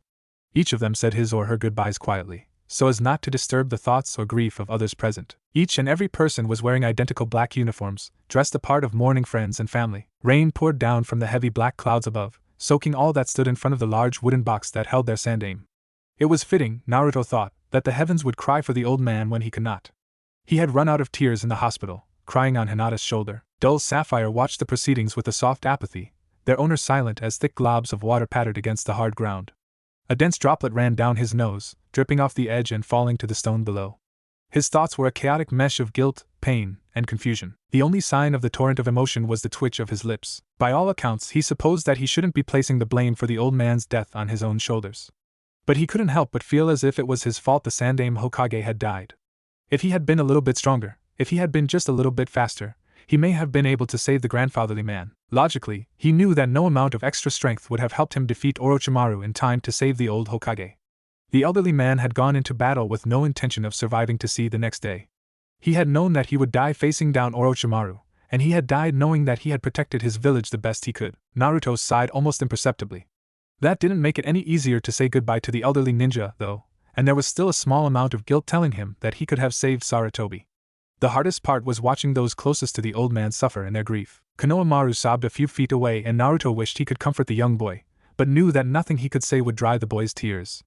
Aruka was explaining death to the kid, about how people's dreams and beliefs died with them, but they continued to live on in the people who were precious to them. If possible, Konohamaru's sobs seemed to get louder. Looking around, Naruto noticed that Kakashi had disappeared from the crowd, as though he were a specter that had guided his student here, and then vanished into the wind. Naruto frowned in thought, and then realized that his teacher was probably visiting the memorial stone that he had told his students about. Naruto felt a small bit of pity for Kakashi, knowing that the older man had lost so much already. To lose the Sandaime, a grandfather to all that lived in his village, it must have been a harsh and painful blow. Naruto sighed. He doubted Orochimaru would ever realize or regret just how many people he had hurt that day. He turned his gaze, watching as Hinata lay a white flower atop the coffin, then bowed to it, her lips moving silently as she said something to the dead Hokage. As she stood again, she turned and walked away, following her family back home. Faintly, he could see pearly tears hovering at the edges of her eyes. Finally, after what seemed like hours, it was his turn. He had no flower, as the parting gift he would give Sandaime would be a little more lasting and permanent. Slowly, the eyes of the procession on his back, he walked up to the thick wooden casket. For a long moment, he only stared at the smirking face in the picture. He held out his empty hand, knowing that everyone was watching him like a hawk. He focused chakra, almost frowning as every ninja present tensed at his action, and concentrated on what he was going to do. Slowly, the particles of water in the air condensed and twisted to his will. A shape began to form, after a few seconds, the water flowing over his palm and dancing as it shifted. The rain seemed to bend around the object that was forming, or else it merged with the water already there. Finally, after a minute of intense focus and concentration, a perfect rose made of ice sat in his hand. Imbued with his chakra and made from his special abilities, it would never melt. I know that you probably can't hear me. He set the flower down, knowing that everyone was listening. Light reflected off the ice. But I'm going to miss you. You did a lot for me, and for this village. He sighed. I know you died the way you wanted to die. You died defending the village. But that doesn't make it any easier for you to be gone. Konohamaru won't stop crying, you know. He keeps begging me to do something, to bring you back. He chuckled lightly, but I wouldn't, even if I could. Something tells me that you're finally getting some much-deserved rest. I wouldn't take that from you, force you back into our world, so full of responsibility. He sighed again. I know that you'd tell me not to and that you'd lecture me that it wouldn't bring any closure or satisfaction, but I'm going to do what I feel I need to anyway. I'm angry at you, old man, for leaving behind so much pain. But I'm angrier at Orochimaru. His eyes sharpened. I'm going to kill him. The Hokage's eyes suddenly seemed stern and accusing. I know, vengeance isn't worth it in the end. I'm not doing it just for me. I'm doing it for all of the people he hurt by killing you. He bowed, then stood straight again. Next time I see you, I'll be as old as you are, Hokage-sama. With his part said, he turned around and walked back towards the rest of the procession, feeling their eyes on him. In a blur and a soft swoosh, like that of a curtain billowing in the wind, he disappeared in front of everyone. He reappeared walking down the empty street, rain splattering against his clothes and hair, dripping down his face. His eyes had returned to their dull sapphire, staring listlessly at the wet, soggy streets that seemed to stretch on forever. The roar of droplets pounding against the hard earth filled his ears with a loud buzz. Hey kid, a familiar voice called quietly, halting his walk. He looked up to the direction of the voice, his dull blue eyes blinking as rain bled into them. Jiraiya stood leaning up against the wall of a shop, his arms folded across his chest and his chiseled face set in a serious look. The older man's frown was grim, his hair somehow dry while the rest of the world was wet. Naruto frowned himself, turning away as he made to move onward. He was going to go back home and try to forget the dull, throbbing pain he felt, even though he knew it would take time to fade. His mouth moved of its own accord. Go away, Erosenin. I don't have time for your nonsense right now. I heard what you said, Jiraiya told him, stopping the boy in his tracks again. The Toad Sage's eyes narrowed as he spoke his next words. Do you really intend to kill Orochimaru? That's not an easy task, you know. Naruto paused, mulling over his own words as he tried to find the best way to address that question. He took a deep breath, and then let it out in one huge sigh. Yeah, I'm going to kill that snake bastard, no matter what it takes. It might not be easy, but I'm going to do it anyway. The blonde's fists clenched shut tightly, his fingernails digging into the fleshy skin of his palms. Blood leaked over his fingers, falling to the ground and mixing in with the dark rain water. For all that he's taken from me. For all that he's taken from the village. For all that he's taken from Konohamaru. And for making Hinata-chan cry. I'll kill him. There was a thick silence as his words hung in the air, then Jiraiya sighed a deep, exasperated sigh. Against my better judgment, Naruto, I'm going to ask you a favor.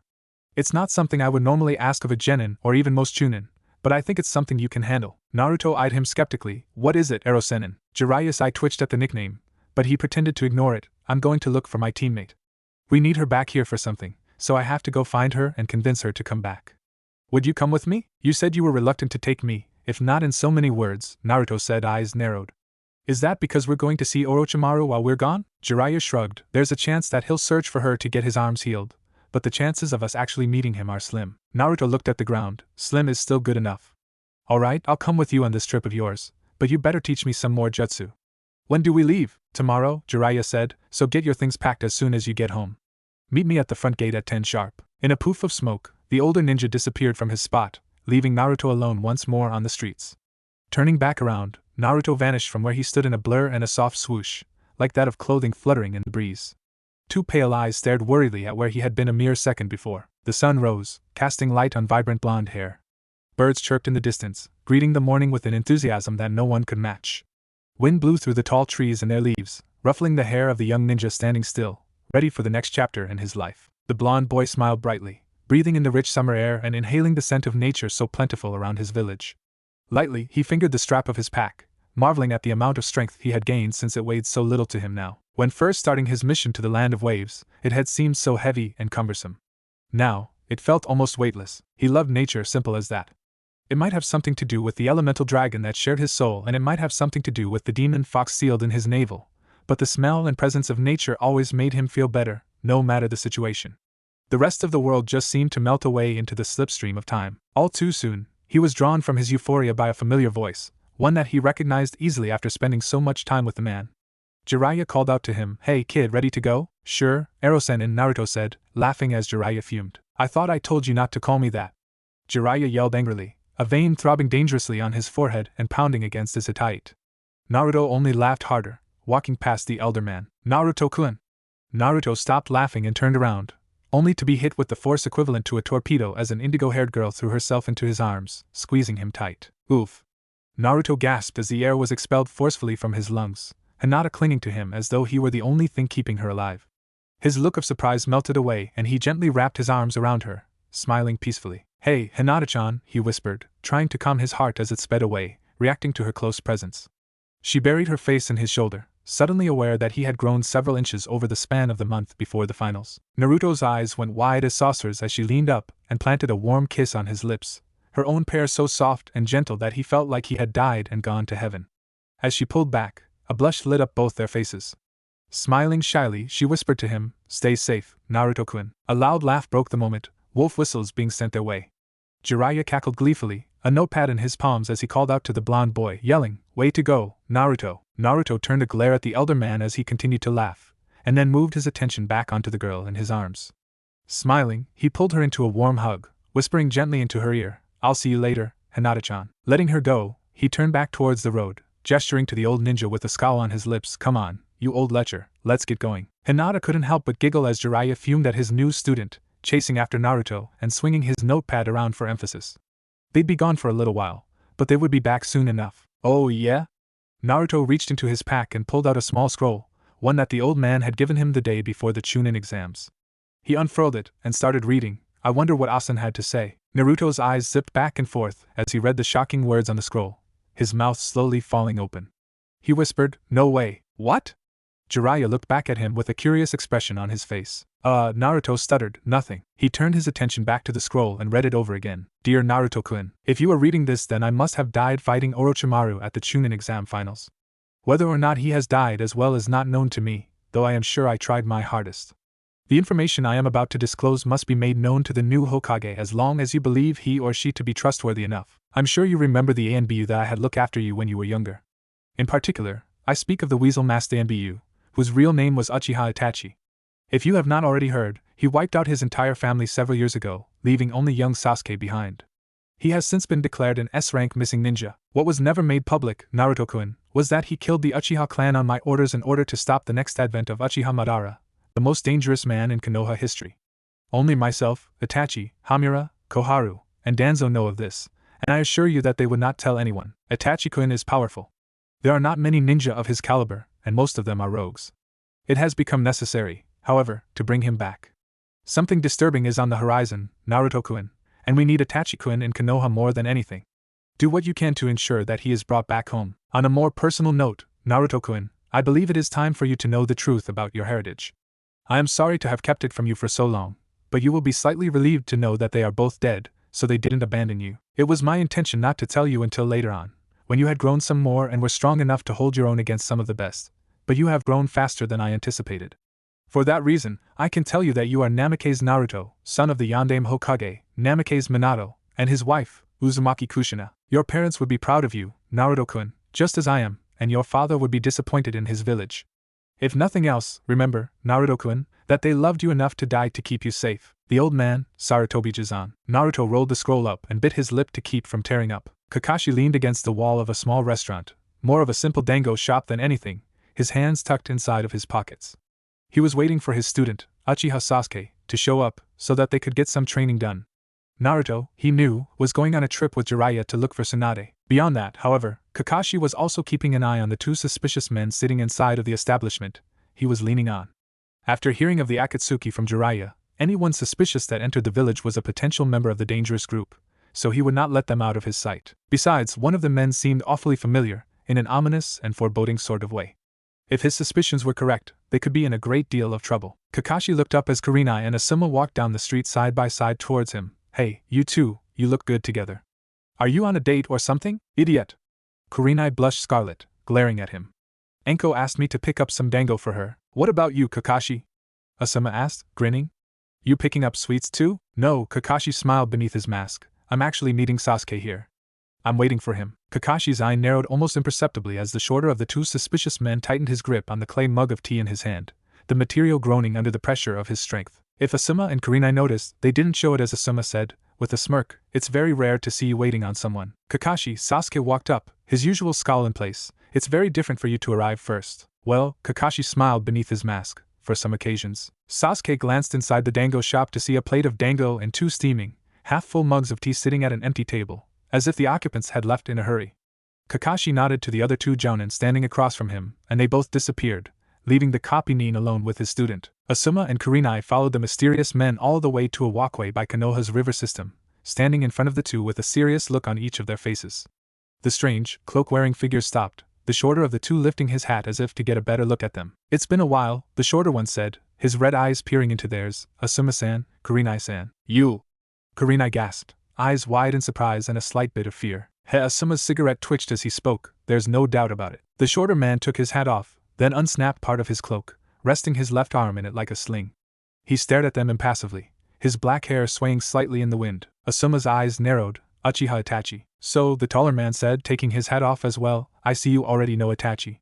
Guess I better introduce myself as well." He threw the hat away, grinning at the 2 jounin with shark teeth. "Hashigaki Kisame. Pleased to meet you, Itachi." Asuma scowled. "You're pretty brave to come back here after what you did." Itachi didn't respond, but Asuma could have sworn he glimpsed a small amount of regret deep in those bloody eyes. It was gone before he could confirm it, so he just shook it off as his own imagination. "Heck," Kisame chuckled, "your village doesn't seem too fond of you, Itachi." "Asuma-san, Kurenai-san, please do not interfere with my affairs," Itachi said calmly. "I would prefer not to kill you." "That's a pretty strange thing to hear from your mouth, Itachi," Asuma said. "After all, you didn't have a problem with slaying your entire clan." "There were circumstances beyond your knowledge," Itachi told him, the first traces of a scowl crossing his lips. "If you knew what I do, then you would be thanking me." "What's your purpose for being here?" Kurenai asked, her gaze firm. Kisame swung his large package off of his back into the concrete, grinning toothily. "Enough small talk. Let's get down to the nitty-gritty." "Don't kill them," Itachi warned, "just make sure they can't get back to the village to stop us." Kisame suddenly lashed out, making a vertical slash with his sword. Asuma drew his trench knives, crossing the blades together to form an X-shaped block that stopped clothed weapon short.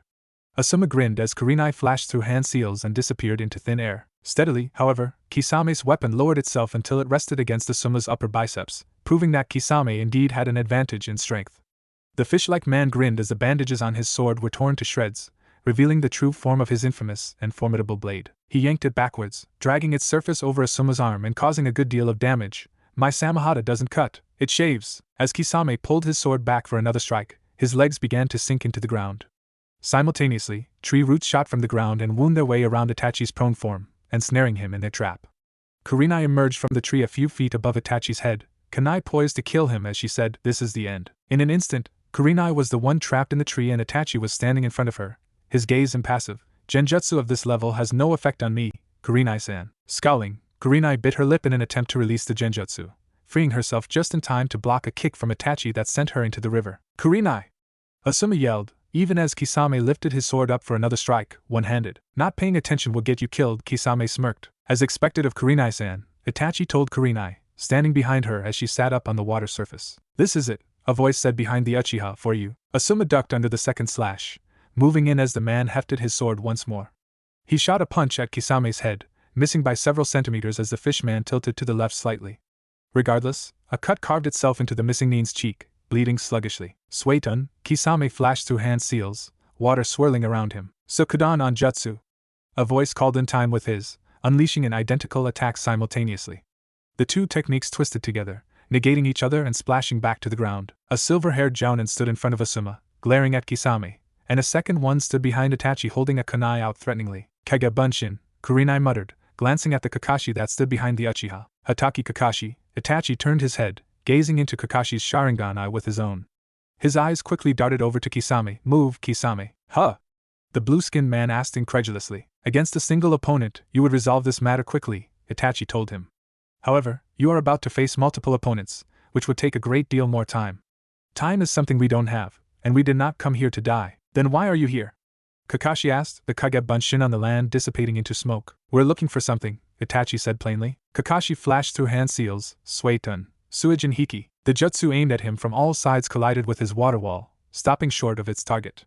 Kakashi glared as the liquid fell back into the river, wary of any tricks his enemy might pull. "You are skilled, as expected," Itachi said, his face calm. A second Uchiha stabbed Kakashi in the back. "Isn't that right?" Kakashi dissolved into water and Kurenai saw her chance, reaching for a kunai to strike the Itachi in front of her.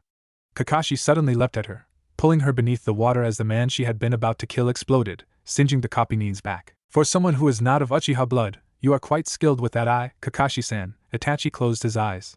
Now I shall show you the true power of the Sharingan. Close your eyes, now. Kakashi commanded, leaving only his Sharingan open. The silver-haired Jounin's breath caught in his throat as Itachi's eyes opened, then he collapsed to his knees, panting as though he had run a marathon.